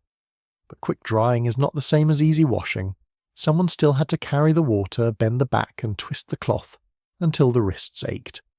Frontier household efficiency usually means a woman working hard enough to make the word efficiency sound slightly rude. Sewing and mending continue because fabric is expensive and garments wear out quickly. You sit near the best light, though not always the coolest spot, with stockings to darn, shirts to patch, hems to rework, buttons to replace. Needle and thread feel almost delicate compared with hauling buckets, yet sewing in heat asks its own patience. Cloth warms in your lap. Sweat makes fingers less nimble. A child bumps the table. Flies land exactly where you do not want them. The room is quiet except for the faint pull of thread, the creak of a chair, perhaps the ticking of a clock if the household owns one. It is quiet work, but not restful work. Historians still debate how fully domestic labour in Western households has been represented in popular memory, because frontier stories long favoured cattle drives, guns, trails, and public adventure over kitchens. wash yards, and family routines, yet diaries, letters, store records, and community histories make one point very clear. Women's labour was not secondary support around the edges of survival. It was structural. Without food preserved, clothing repaired, water managed, children kept alive, and rooms maintained, the larger world of ranching, mining, freighting, and farming would have staggered badly. Girls often learn this early. They carry smaller buckets first, then larger ones. They mind younger siblings. They stir, sweep, peel, fold, and fetch. Boys may help too, especially in hard-pressed households where everyone does what must be done. But the social expectation for girls bends steadily toward indoor competence. A hot kitchen becomes a classroom whether anyone wanted such schooling or not. Skills pass hand to hand through repetition. How to keep milk cool as long as possible. How to place dough where it will rise but not spoil. How to dampen cloth and hang it near a window for a brief whisper of relief. How to judge when a child needs rest more than scolding. The house itself can offer small strategies. Curtains drawn against the strongest sun. Doors opened at dawn, then closed against glare. Shutters angled to invite a little air. Rugs lifted. Mats shaken. Beds moved to the cooler side of the room. In adobe homes, thick walls may preserve a degree of calm that frame houses envy bitterly. In wooden buildings, people seek cellars, lean-tos, or even the narrow band of shade beside the north wall. The difference between tolerable and unbearable may be only a few feet and a little breeze. There is also the hand fan, a modest tool with the dignity of repeated usefulness. Made from paper, palm, cloth, or whatever can serve, it stirs the air just enough to remind you that moving air exists. Women fan babies, themselves, guests, soup, coals, and occasionally their own tempers. Older children are assigned fanning duty with all the solemnity of a royal appointment and about half the reliability. Still, the soft repeated motion, back and forth, becomes one of the sounds of summer domestic life. Food storage adds another layer of worry. Butter softens too fast, milk turns, meat spoils, pie fillings become risky, flies arrive with insulting enthusiasm the instant anything sweet or savoury is exposed. Mesh covers, cool cellars, crocks, salting, smoking, drying, and timing all matter. A household cook must think like a manager and a strategist. What can be eaten now? What must be preserved immediately? What can survive until evening? Heat makes delay expensive. There's an odd little tenderness in how people improvise coolness for one another. A rag dipped in water and laid across the neck. A cot moved near the doorway for an older relative. A pitcher wrapped in wet cloth. Children sent to nap where the shade lasts longest. Bread baked early so the stove can be allowed to die down. These are not grand acts, but they build the day. Survival often depends less on heroic gestures than on dozens of thoughtful inconveniences performed without fuss. Scholars continue to discuss how much household routine changed seasonally in different Western communities, and how region, caste, culture, and wealth altered the burden. A ranch wife in Texas, a Hispano woman in New Mexico, a laundress in a mining town, a black settler on the plains, and an indigenous woman adapting under colonial pressure did not all live the same domestic life. Yet heat entered every one of those worlds in practical, bodily ways. It affected cooking, sleeping, storage, illness, childcare, and pace.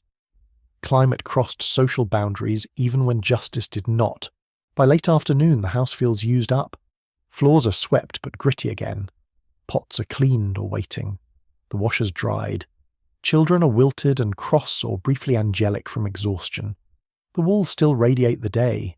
Your hands smell of soap, flour, onion, or starch depending on the hour's labour. Your back aches in a low, steady line, and still there may be supper to prepare, a tear to mend, a kettle to fill, a feverish child to watch, or a shirt to finish before morning. This is the hidden shape of surviving extreme heat indoors in 1875. Not silence, exactly. More like muffled persistence. Wooden spoons against bowls. Wash water sloshing. A baby fussing. A broom whispering across boards. a chair creaking by the window. The work goes on in rooms too warm for comfort and too necessary for complaint. Out on the street or trail, the heat may look dramatic. Inside the house, it becomes intimate. It sits close. It touches every task. And still, with tired hands and measured water, the household keeps itself alive. The land likes small tricks.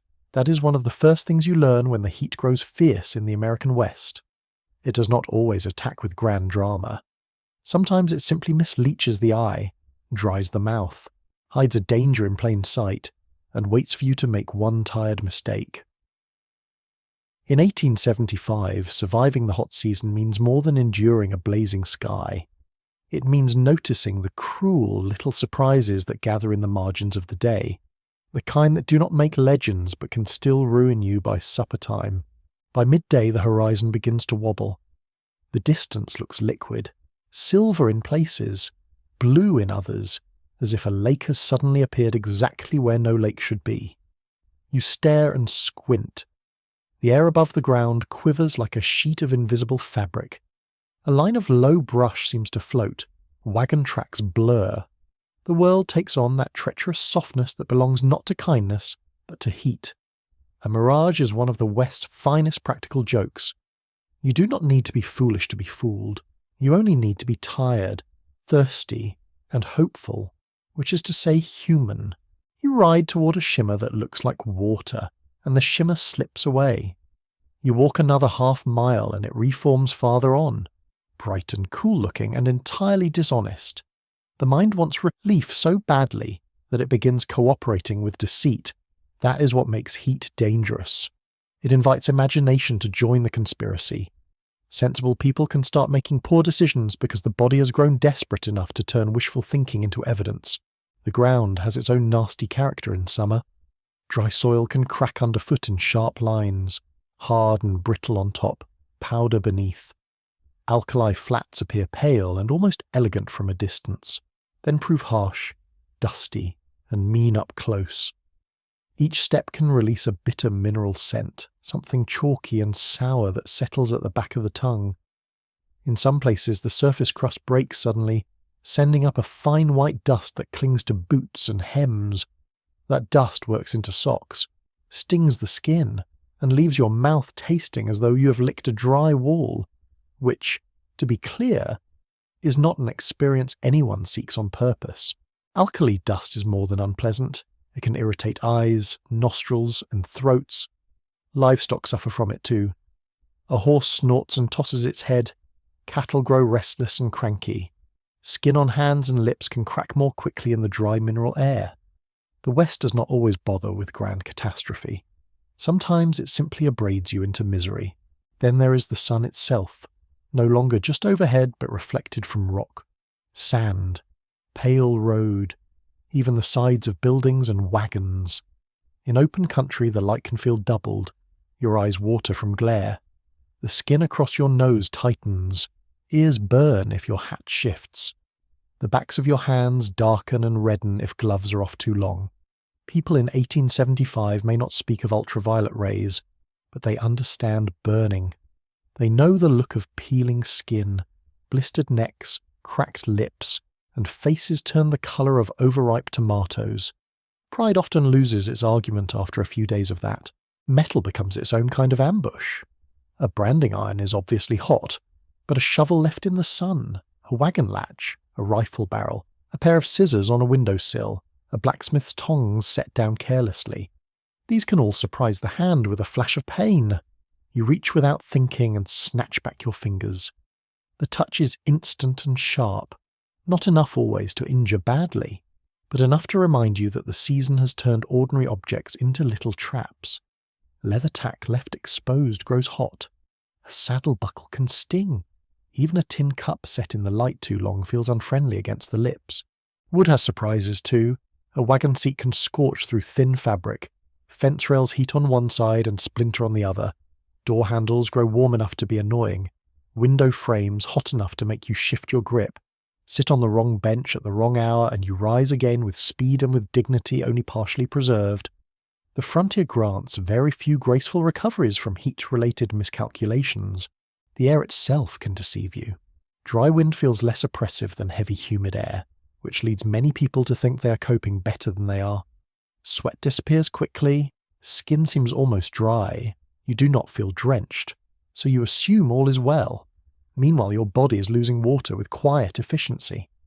The wind moving across your face feels cooling, almost pleasant, but it is also stealing moisture from you as steadily as a thief with excellent manners. This is one reason travellers, you soldiers, and newcomers can misjudge danger so badly. The body does not always announce its trouble in dramatic fashion.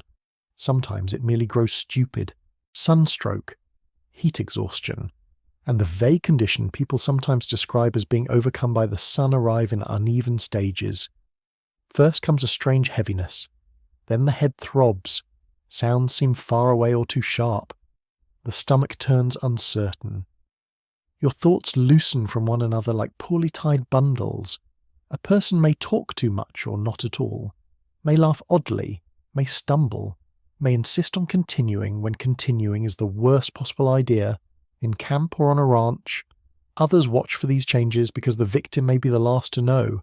Heat can make a person confident at exactly the wrong moment. An impressive and truly infuriating feature. Rattlesnakes become more noticeable in hot weather, not because they have all signed a villain's agreement, but because heat drives humans and snakes alike toward the same rare comforts. Shade under rocks, cool spots near water, dark gaps beneath boards, steps, and stacked supplies. You reach into a pile of wood or lift a tarp and there comes that dry, electric buzz. A sound so efficient it seems designed by someone with a cruel sense of timing. Your whole body stills at once. The smell nearby might be dust, warm stone, dry grass, and the faint animal musk of something that would really rather not be stepped on. Snakes not roaming about for drama. Still, in a hot land, surprise alone can be dangerous enough. Scorpions and spiders enjoy similar hiding places. Boots left overnight, blankets on the floor, gloves tossed in a shed. The sensible habit is to shake everything before using it. This becomes routine, not paranoia. A sharp sting on an already overheated day is not something anyone needs for character development. The same goes for centipedes, ants, and other small frontier residents who believe every human belonging is a promising place to conduct business. Cactus and thorn scrub wait patiently at knee and ankle height, especially where trails narrow or visibility blurs in glare. A tired rider drifts too close. A child runs carelessly through brush. A labourer steps backward while carrying a load and discovers, with deep personal feeling, that the local plants have defended themselves magnificently. Fine spines can work into fingers and remain there, invisible but persistent, turning simple tasks into a series of muttered complaints. Heat lowers patience. Thorns finish the job. Dust devils add a bit of theatre to the season. Across a road or field you see one lift suddenly, a twisting little column of dirt, straw, grit, and offended leaves spinning into the sky. They can be small and almost playful, or strong enough to slap a hat sideways and fill your eyes with debris. The sound is a quick hiss and rattle. Your skin feels the sudden dry buffet of moving air. Then it passes, leaving everything as before except dirtier. The West occasionally behaves like a bored child flicking crumbs. There is a quirky frontier detail in some accounts of travellers and ranch hands who learned to test surfaces with the back of the hand. Not the palm. The back is more sensitive and less inclined to grab. This mattered for kettles, pumps, metal tools, even rocks in strong sun. It is one of those practical tiny wisdoms that never makes a monument but saves skin often enough to deserve one. Historians still argue about how often frontier memoirs exaggerated desert and plains, hazards for dramatic effect, especially when written years later for Eastern readers who enjoyed a bit of peril with their evening lamp. Memory is fond of polishing discomfort into narrative. Even so, environmental records, army reports, indigenous knowledge traditions, emigrant diaries, and local newspapers all agree that small heat-related dangers were constant. Not every day brought catastrophe. That is precisely the point. The trouble was ordinary, repeated, familiar enough to be underestimated. Waterholes bring their own surprises. Mud that looks firm can swallow a boot to the ankle. Mosquitoes rise whining from reeds. Livestock churn the margins into slick brown soup. A horse lowering its head to drink may startle at frogs, snakes, or its own reflection wavering strangely in the disturbed surface. The smell there is wet clay, trampled grass, manure, green rot, and relief mixed together. You kneel, scoop, sip, watch, listen. Even gratitude comes with caution. Fire is another sly danger in brutal heat. A spark from a cook stove, forge, pipe, or campfire can catch dry grass with alarming speed. Wind does the rest. You smell it first. Perhaps that sharp, bitter note of singed weeds or resin. Then comes the faint crackle, the sight of smoke where none should be. In a land already parched, flame feels less like an event than an overdue argument.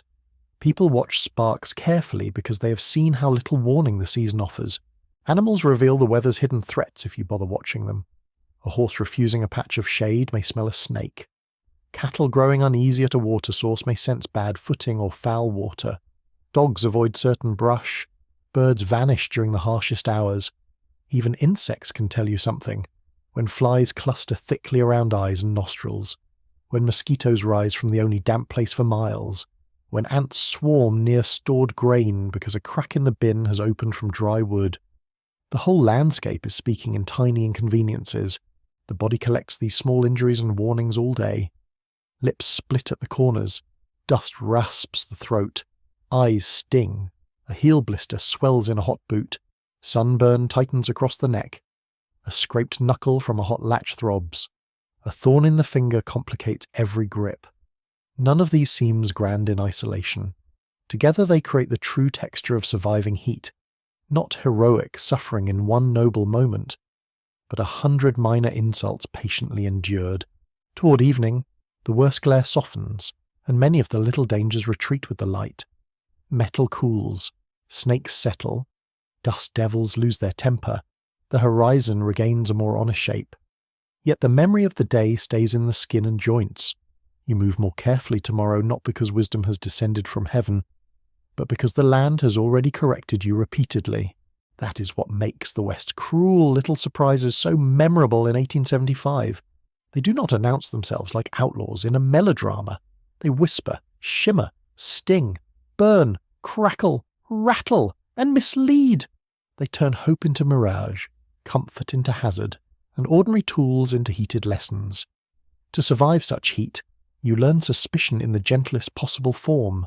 Test the handle, shake the boot, watch the ground. Respect the shimmer, trust the shade only after looking beneath it. The day is full of details, and any one of them, handled carelessly, can become the story everyone repeats over supper. When darkness finally begins to gather over the American West, you might imagine the day has decided to show mercy. The sun slides lower, the light turns amber, then bronze, then a slow violet along the edges of distant hills. Shadows lengthen across the yard and street. Horses ease their stance. People lift their heads and speak a little more freely. For a brief moment, the world looks almost forgiving. But extreme heat has one last unpleasant talent. It lingers. It clings to walls, ground, blankets, and bodies, refusing to leave just because the sky has changed its colour. You feel the truth of that the instant work slows. Your shirt, stiff with salt and dust, still sticks at the shoulders. Your face is hot to the touch. Boots trap the day around your feet. Even your hat seems to hold stored warmth in the brim. The air is no longer blazing, but it is not cool either. It lies against the skin with a heavy, used feeling, as though many people and animals have already breathed it and handed it on to you. The earth radiates heat upward after sunset with a quiet persistence that feels almost personal. Step barefoot for a moment in a yard and the packed dirt is still warm. Sit on a porch plank and the wood gives back the afternoon. Lean against an adobe wall too early in the evening and it may still breathe warmth into your shoulder. Frame houses, wagons, sheds, and bunk rooms do the same. The sun has written itself into every surface. And now those surfaces read the whole message back to you, slowly and without apology. Supper comes in this lingering warmth. It may be beans, bread, salt pork, coffee, stew, dried fruit, biscuits, onions, whatever the household or camp can manage. The smell rises rich and comforting, but the act of eating after a punishing day has its own strange quality. You are hungry, certainly. Labour has seen to that. Yet sometimes the heat leaves you oddly dull around the appetite, as if the body wants fuel and resents the effort of taking it in. The table or campfire becomes a place of quiet chewing, tin cups, low talk, and small silences that say more than most speeches. In a ranch house or cabin, supper sounds carry clearly in the evening.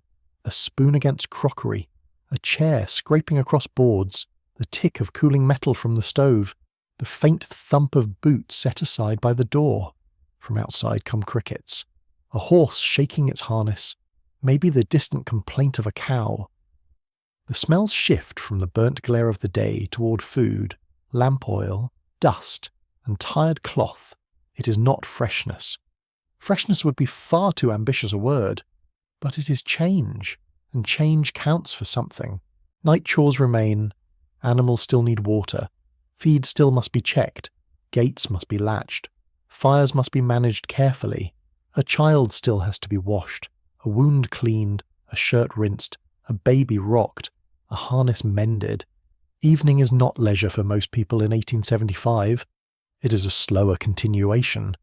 The body protests differently now. Your muscles feel thick. Knees are stiff when you rise. Fingers ache in the joints from gripping tools all day. The back gives a plain, unromantic warning each time you bend. When at last you prepare to rest, another difficulty appears. Sleeping arrangements in the West are not designed with luxurious climate control in mind. You may have a straw-tick mattress, a rope bed, a bunk in a crowded room, a cot in a military post, a blanket under a wagon, or simply a patch of ground judged less terrible than the others. Each option has its own relationship with lingering heat, and most of those relationships are strained. Inside a small room, the air can feel trapped. There is the smell of old wood, bedding, lamp smoke, human breath, perhaps damp washing hung somewhere to dry, perhaps boots, leather, or the faint sour trace of bodies that have worked too hard for too many consecutive days. Open the window if there is one, and you invite whatever breeze might pass, along with dust, insects, and noise. Keep it closed, and the room turns close and stale. This is what passes for a frontier choice, bad or differently bad. Bedding itself can become an irritation. Wool blankets are useful when desert nights drop cold, but after a scorching day they may feel like punishment during the first hours after sunset. A quilt, folded earlier, now seems too heavy. Even a sheet can cling to sweat-damp skin. The fabric touches the shin, the shoulder, the neck, and suddenly you are aware of every inch of yourself in a most unspiritual fashion. Sleep requires the body to forget itself a little. Heat makes forgetting difficult. In bunkhouses, boarding rooms, and shared quarters, the problem multiplies. Several people breathing in one room create their own weather. You hear beds creak, someone cough, someone turn over with feeling, someone mutter, someone snore almost heroically. The smell of men's boots, wool, tobacco, and old sweat has a density you could almost lean against. A single candle or lamp warms the room a little more. Privacy, already scarce, evaporates entirely. If one person cannot sleep and keeps shifting, everyone develops opinions. Some people take to sleeping outdoors when conditions allow. A porch, a yard, a roof in certain towns, a blanket spread near a wagon. Anywhere the open night offers better air than a crowded room. There is real relief in this if the breeze cooperates. You lie under a sky so large it seems to erase the day's pettiness. Stars appear one by one, then by the hundreds. The smell is dust, cooling earth, sage perhaps, horse, wood smoke from some distant fire, and the faint sweetness that sometimes rises when heat finally loosens its grip from dry plants. For a little while, lying outside can feel like release. Yet outdoor sleeping has its own negotiations. Mosquitoes find you if there is water nearby. Flies may be gone, but other insects take the night shift with professional dedication. Ground can be lumpy, stony, or still warm enough to be annoying. Dew is scarce in many places, but night damp can still touch the air in pockets. Coyotes call in the distance, dogs bark, horses stamp, a child wakes crying from another blanket. Somewhere a man snores under a wagon as if trying to challenge the whole sky. Peace? Yes. But frontier peace always arrives with conditions. A curious little detail from hot country life is the use of damp cloths at bedtime when water can be spared. A rag laid across the forehead, neck, wrists, or chest can offer a brief, almost luxurious coolness. People wrap pitchers and bottles in wet cloth for similar reasons, letting evaporation do what it can. The comfort is temporary, but temporary comforts sometimes matter most at night. They tell the body that relief exists, even if only for a few minutes. Children often sleep in a tumble of limbs, blankets kicked away, hair damp at the scalp, cheeks flushed from the day. Adults hover over them longer in hot weather, feeling foreheads with the back of the hand, listening to breathing, deciding whether the child is simply worn out or too warm for safety. Babies are shifted to the cooler side of the room, rocked near open doors, or fanned until the adult holding the fan nearly falls asleep first. Heat makes parenting into a night occupation as much as a daytime one. Older people suffer the lingering warmth differently. They may move more slowly, complain less, and endure more quietly, which can make their discomfort easy to miss.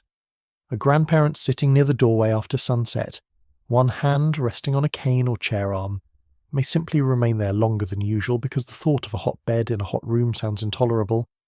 Frontier families learn to read these silences. Not every need is announced. Historians still debate how much Western sleep patterns changed in response to climate, because evidence comes piecemeal from diaries, letters, army routines, building styles, and local custom rather than one neat grand explanation.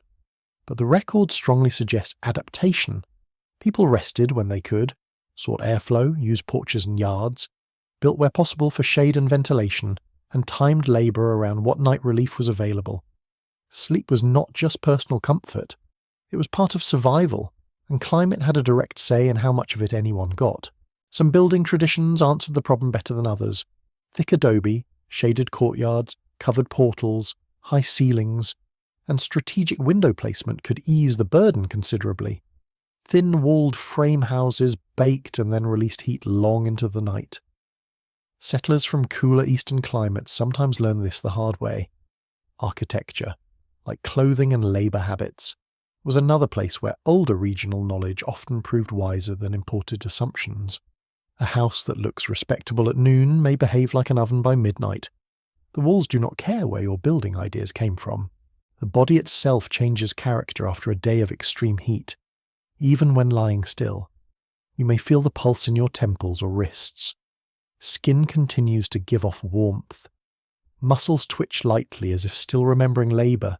A cramp may catch the calf or foot with sudden sharpness, especially after heavy sweating.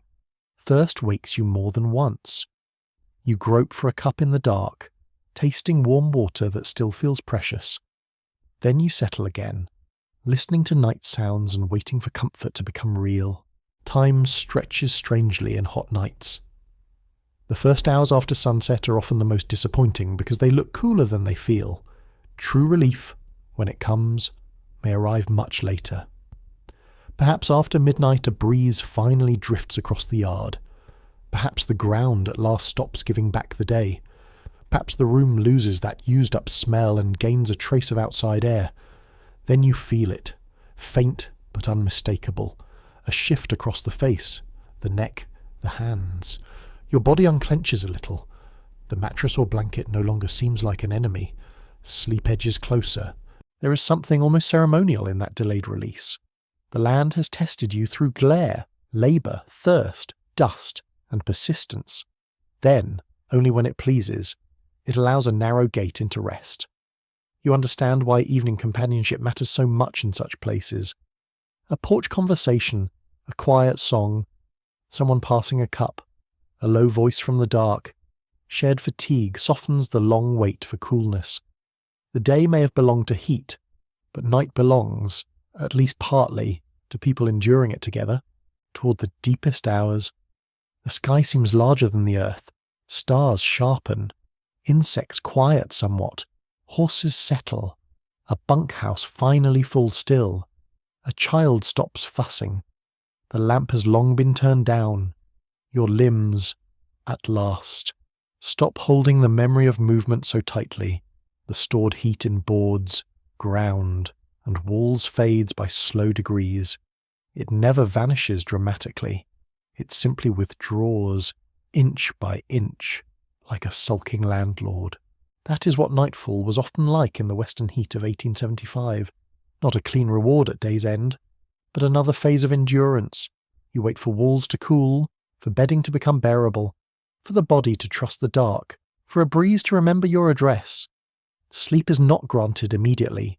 It is approached, negotiated, and finally accepted in the late quiet hours, when the land loosens its grip just enough for tired people to drift under. There are days when the heat is harsh but manageable, and then there are days when it turns decisive. In the American West of 1875, people live close enough to weather that they can feel the difference almost from sunrise. The air wakes already warm. The dawn breeze, if there is one, carries no kindness in it. Horses stand dull-eyed before the work begins. Even the dogs do not bother pretending to be lively. By breakfast, you sense that the day will not simply tire you. It will choose winners and losers. The signs of real danger often arrive without any grand announcement. A well bucket comes up lighter than it should. A creek bed that held a trickle yesterday is now mostly stone and mud. A water barrel thumps hollow when moved. The teamster checks the casks twice. The ranch hand walks farther along the draw and finds nothing but cracked earth and hoof marks. The smell around the ground changes too. Less damp clay. More hot dust and bitter weeds. The land seems to exhale scarcity. A failing well can transform a household's mood in minutes. The rope creaks as always. The bucket descends, splashes faintly, then returns with less than expected, or with cloudy water stirred from the bottom. Faces tighten. No one wastes speech. A second draw confirms the first. The supply is low. That knowledge enters the day like a hard new fact. Drinking must be measured, cooking reconsidered, washing reduced or abandoned, animals reprioritized. The whole rhythm of the place changes around the level in a hole in the ground.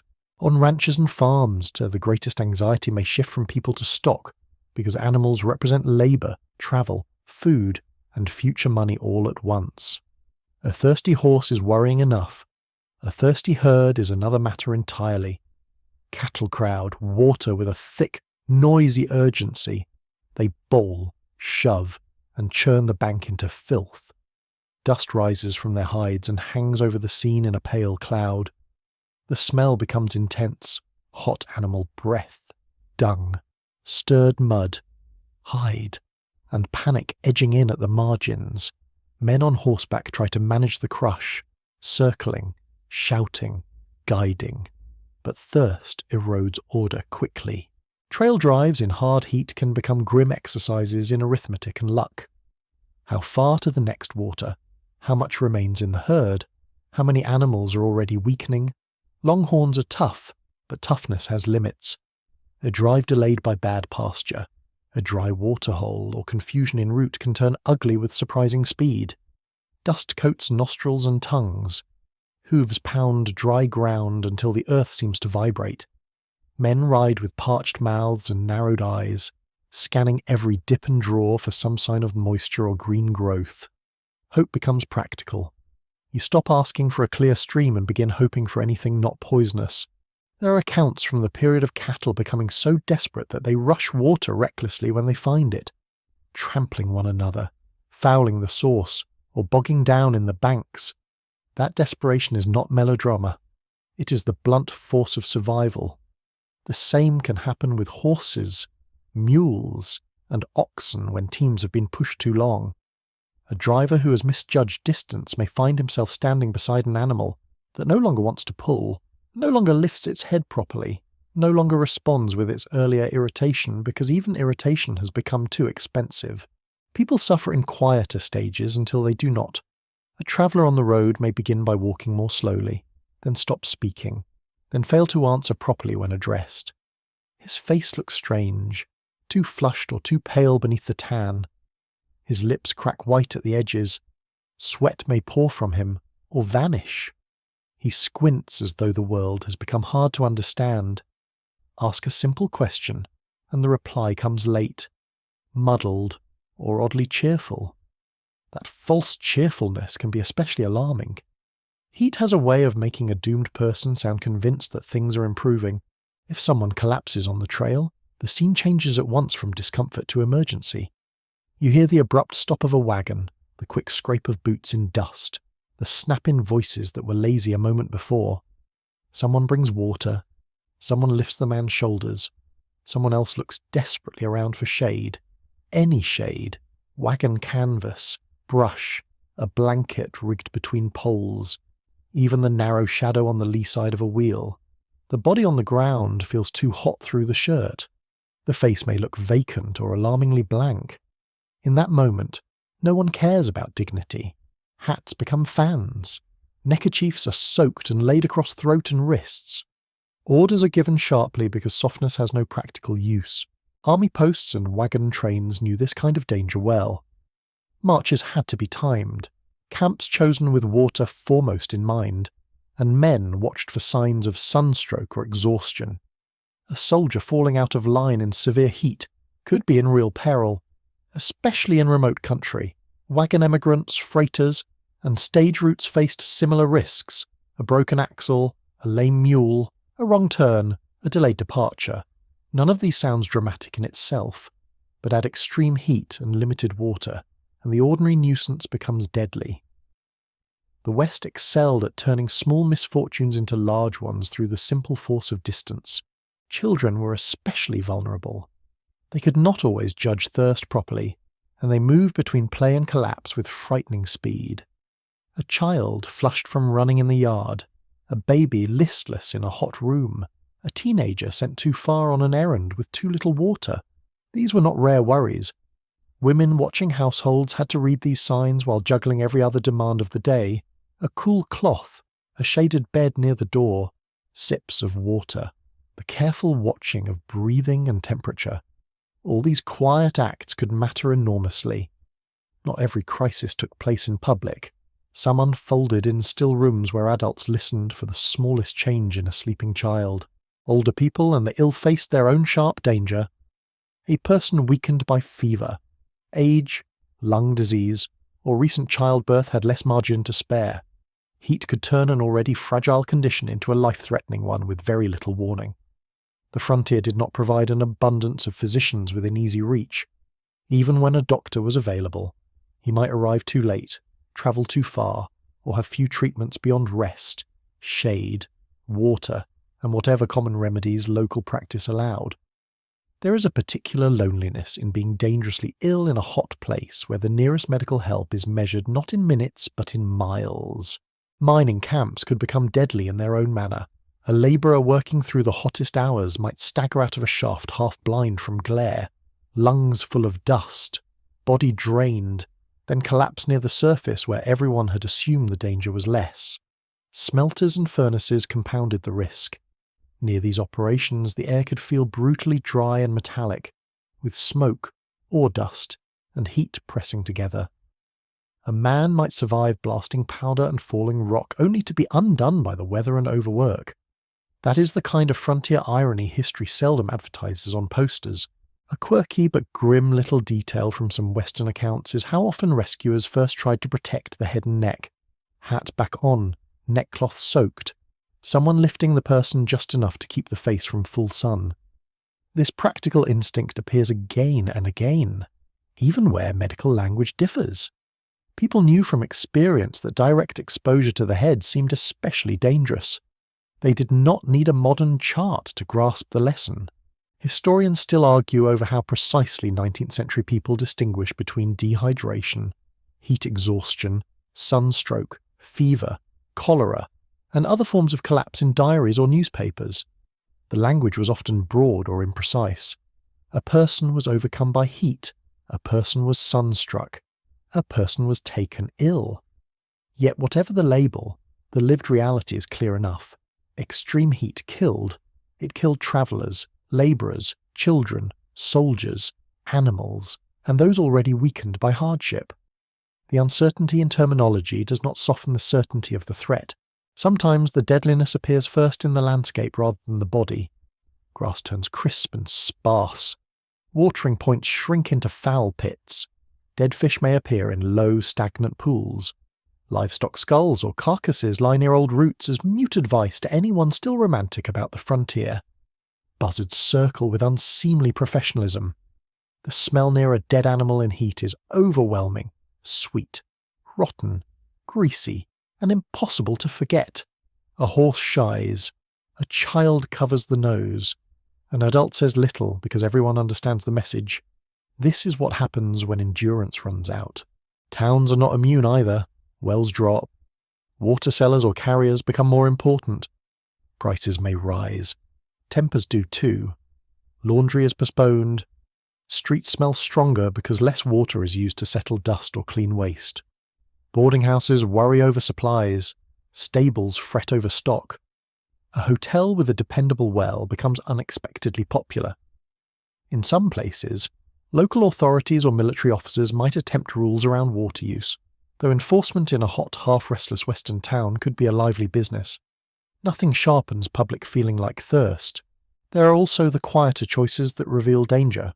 A traveller deciding to wait until evening rather than risk the road at noon. A ranch hand quietly turning back from a chore after judging the horse too blown. A mother refusing to light the stove until later. A teamster watering animals before himself because he knows what happens if they go down. A mining foreman sending a man to shade despite protests. Survival often depends on these moments of judgment, when pride and necessity pull in opposite directions and someone chooses correctly. Still, not everyone chooses correctly. Pride, haste, greed, poor planning, and simple bad luck all carry people past the point where recovery is easy. The frontier often admired toughness so much that it sometimes mistook caution for weakness. That could be fatal. A man determined to prove he could make the next station without stopping. A family trusting a bad map. A drover pushing the herd one waterless stretch too far. These decisions were not rare because the pressures behind them were real. Time mattered, money mattered, reputation mattered. Heat weighted and used all three against you. When help does come in time, recovery is slow and unglamorous. The sick person lies in shade, skin cooling by degrees. Water is given carefully. Clothing is loosened. Someone keeps watch through the long evening, listening for clearer speech, steadier breathing, stronger pulse. The room smells of damp cloth, tired bodies, maybe vinegar or medicinal liniment, maybe dust blowing through an open doorway. Relief is cautious. People have seen too much to celebrate early. A person may look saved and then worsen, or look near death and slowly return. The line is thin enough to inspire humility in almost anyone. That is the hard truth of deadly heat in the West of 1875. It does not always arrive in dramatic spectacles. More often it builds through shortage, delay, misjudgment, and relentless exposure until the body, the herd, or the household can no longer keep its balance. A dry well, a wrong turn, a stubborn decision, a hot room, a failing horse, a child too quiet in the corner. These are the shapes danger takes.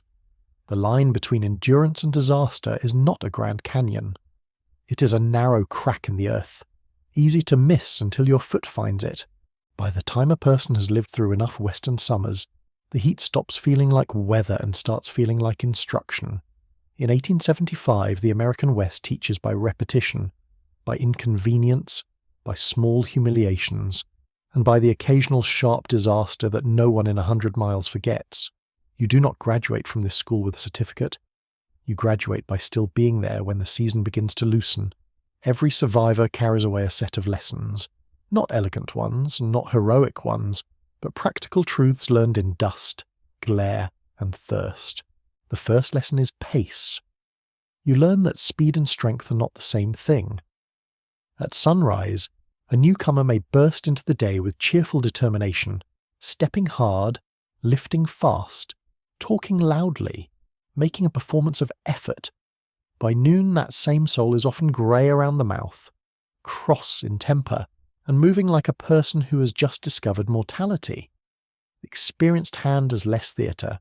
You rise early, work steadily, avoid wasteful motion, and guard your strength with the seriousness other men reserve for money. The land does not reward drama, it rewards management. This change in pace touches everything. Walking becomes measured. Riding becomes deliberate. Speech shortens during the hottest hours. Tools are arranged so fewer steps are needed. Trips are combined. Buckets are filled in sequences that save effort. Food is prepared around the weather. Fires are lit only when necessary. People sit when sitting is wise and stand when standing is required, which sounds obvious until you realize how much human foolishness comes from refusing the obvious. Surviving heat turns efficiency into a moral virtue. The second lesson is timing. In cool country, a day may seem like one long, open field of possible work. In hot western country, the day has districts. Dawn belongs to heavy labour. Morning belongs to tasks that must be done in open sun. Midday belongs to caution, shade, repair, planning, and all work that can be done slowly or indoors. Evening belongs to finishing, feeding, mending, and preparing for the next sunrise. People who live long in such a climate begin to think not in hours but in temperatures. Too early. Good now. Wait until later. The sun becomes a clock more honest than any on the wall. This knowledge does not belong to one group alone. Ranch hands learn it in the saddle. Women learn it at the stove and wash bench. Children learn it through chores and scoldings. Teamsters, miners, soldiers, merchants, and farmers all arrive at the same broad truth through different doors. Even animals keep the schedule. Horses lower their heads in the fierce hours. Dogs flatten under wagons. Chickens hide in narrow strips of shade. The natural world is full of instructors, if you bother to watch. Pride often prevents watching.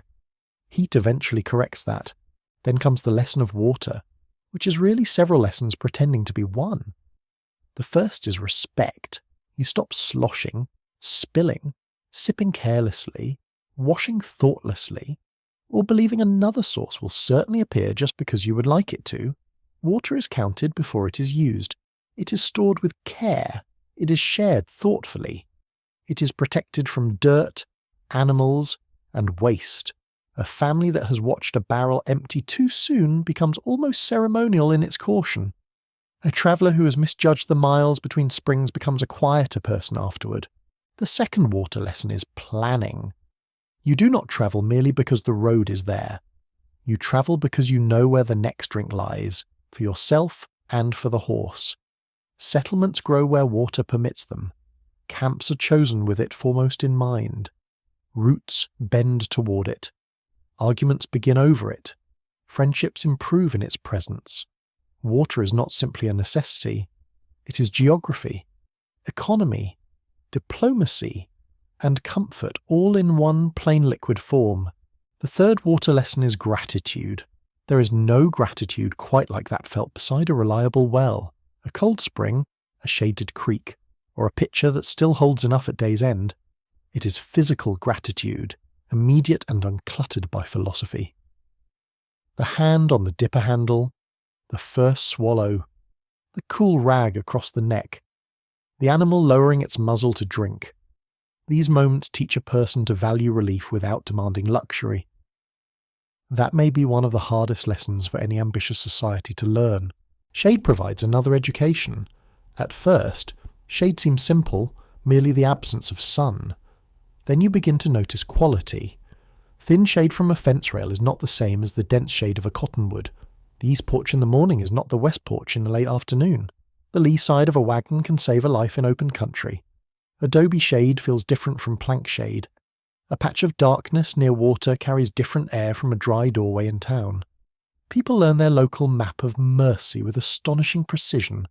One strip of shadow can matter more than a whole acre of boastful land. This is where community enters the picture.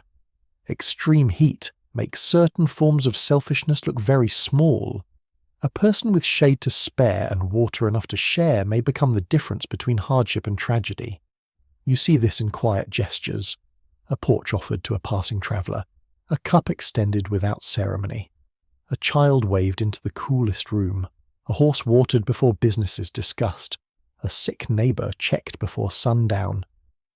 The frontier had a rough reputation, often deserved, but hot weather encouraged a kind of practical mercy. Perhaps not because everyone became saintly, but because everyone knew how easily fortune might reverse by tomorrow. At the same time, the season teaches the limits of charity. People cannot give what they do not have. A low well sharpens the household. A dry creek makes strangers nervous. A nearly empty barrel turns generosity into arithmetic. These are uncomfortable truths, yet they are truths all the same. Survival in heat often means balancing kindness with preservation. That balance is not always pretty, but it is real. The moral life of a frontier community is tested not only by grand crises, but by the level of the bucket on a very hot evening. Clothing, too, becomes part of the final lesson. You stop dressing for appearance alone and start dressing for the land. Long sleeves are not foolish. Hats are not decoration. Neckcloths are not theatrical. Boots, rough shirts, gloves, and plain layers become instruments rather than burdens. The experienced person understands that relief may arrive disguised as more fabric, not less. This runs against instinct, which is why novices suffer. The body wants to throw things off. The country teaches you what to keep on. Building styles offer similar instruction. Thin walls, low roofs, bad airflow, and Eastern assumptions perform poorly under a Western summer. Thick walls, shade, porches, high ceilings, courtyards, cross breezes, cellars, and window scents all prove their worth slowly but unmistakably. People learn from older regional traditions, from indigenous knowledge, from Mexican and borderlands practice, from hard trial, and from watching which houses remain bearable in August. Architecture in this world is not merely fashion or status. It is survival written in timber, mud, stone, and air. Historians still argue about how much frontier adaptation was conscious borrowing and how much was grudging necessity, especially where newcomers were reluctant to admit they learned from communities already shaped by the climate. Yet the record of practice is plain enough. Knowledge moved. People copied what worked. Sometimes they gave credit. Often they did not. The sun had no interest in the politics of pride. It simply rewarded useful habits and punished foolish ones. There is also a lesson about the body itself. Heat strips away flattering illusions. You discover your real limits, not the ones announced in stories or saloon talk, but the ones in the knees, lungs, skin, and nerves. You learn how much rest you require, how much water you need, what signs mean danger, how quickly anger wastes strength, how dust and glare affect judgment, and how badly a blistered foot can ruin noble intentions. Knowledge of self becomes less philosophical and more practical. Can you lift this now? Should you ride farther? Are you thinking clearly? Do you need shade before pride kills you? These are excellent questions, though the worst time to ask them is usually the moment you finally do. The heat also teaches suspicion toward appearances. A glittering patch on the horizon may not be water. A pleasant wind may be drying you out. A man who says the next spring is close may be guessing. A horse that still walks may already be near done. A child who's gone strangely quiet may be in more danger than the one still crying. A house that looks handsome may sleep hot. A cool morning may become murderous by noon. The West is full of surfaces that mislead. Survival depends on learning to look twice. There is a quiet humility in all this. The surviving people of 1875 do not master the heat so much as develop terms with it. They rise early, cover up, carry water, respect shade, move wisely, share where possible, and stop pretending that wanting something makes it so.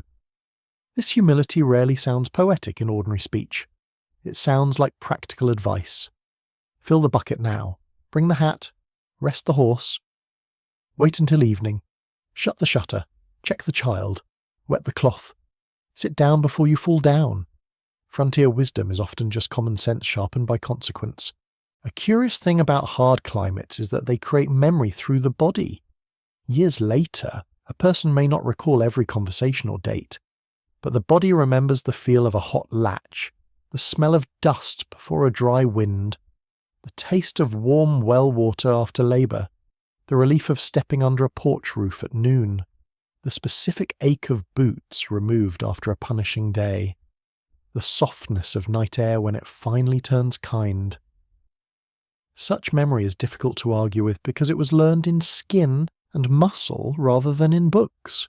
And then there is the last lesson. Perhaps the simplest. You do not survive extreme heat alone, even when you appear to. Someone taught you where water lies. Someone showed you how to dress. Someone built the shade, drew the well, cooled the room, mended the hat, watched the child, steadied the horse, shared the cup, or dragged you into shelter when your judgment failed. Even solitude in the West was often scaffolded by other people's labour and knowledge. The frontier liked the myth of the lone self-made survivor, but heat has a way of exposing myth as a very thin shelter. By the end of such a season, you carry a new respect for small things. A brim wide enough to matter, a tree placed in the right yard, a good well rope, a cellar shelf, a clean bucket, a breeze through the proper window, a cup of water given promptly, a porch chair in the narrow band of shade. Civilizations often boast of their grand monuments, but daily life is held together by modest mercies. In the western heat of 1875, those mercies become unforgettable, so the hard lessons settle in. Move early, move carefully, keep covered, guard the water, watch the animals, read the sky, trust the shade only after you find it, pay attention to silence, share relief when you can, stop before the body stops for you. None of it sounds glorious, and that may be why it is so trustworthy. Real survival rarely arrives with trumpets. It arrives with habit. Now the day is over. The land that glared and shimmered has darkened into softer outlines. The boards, walls, and earth are slowly releasing the last of their stored heat. The chores are done or as done as they can be. A bucket rests by the door. A hat hangs on its peg. Somewhere nearby, a horse shifts and settles. The night has finally begun to breathe a little easier. You lie back and let the vast sky widen above you. The stars seem patient. The dust has settled for now. The air moves gently across your face, no longer harsh, just present. In the distance, a faint sound rises and fades. Perhaps insects. Perhaps a far animal. Perhaps only the country reminding you that it's still there. Immense and calm and older than every hurried human plan. Your muscles unclench by slow degrees. The tightness in your shoulders softens. The day's brightness is gone from your eyes. What remains is a quieter knowing, the kind earned through use. You do not need to prove anything to the night. You only need to rest within it, so you let the heat drift away from your skin. You let the dust, the work, the glare, and the hard little lessons settle where they belong. The porch is still. The room is dim. The horizon is only a dark line now, gentle at last. And in that deep western quiet, with the world finally easing its grip, you allow yourself to grow lighter, calmer, and still.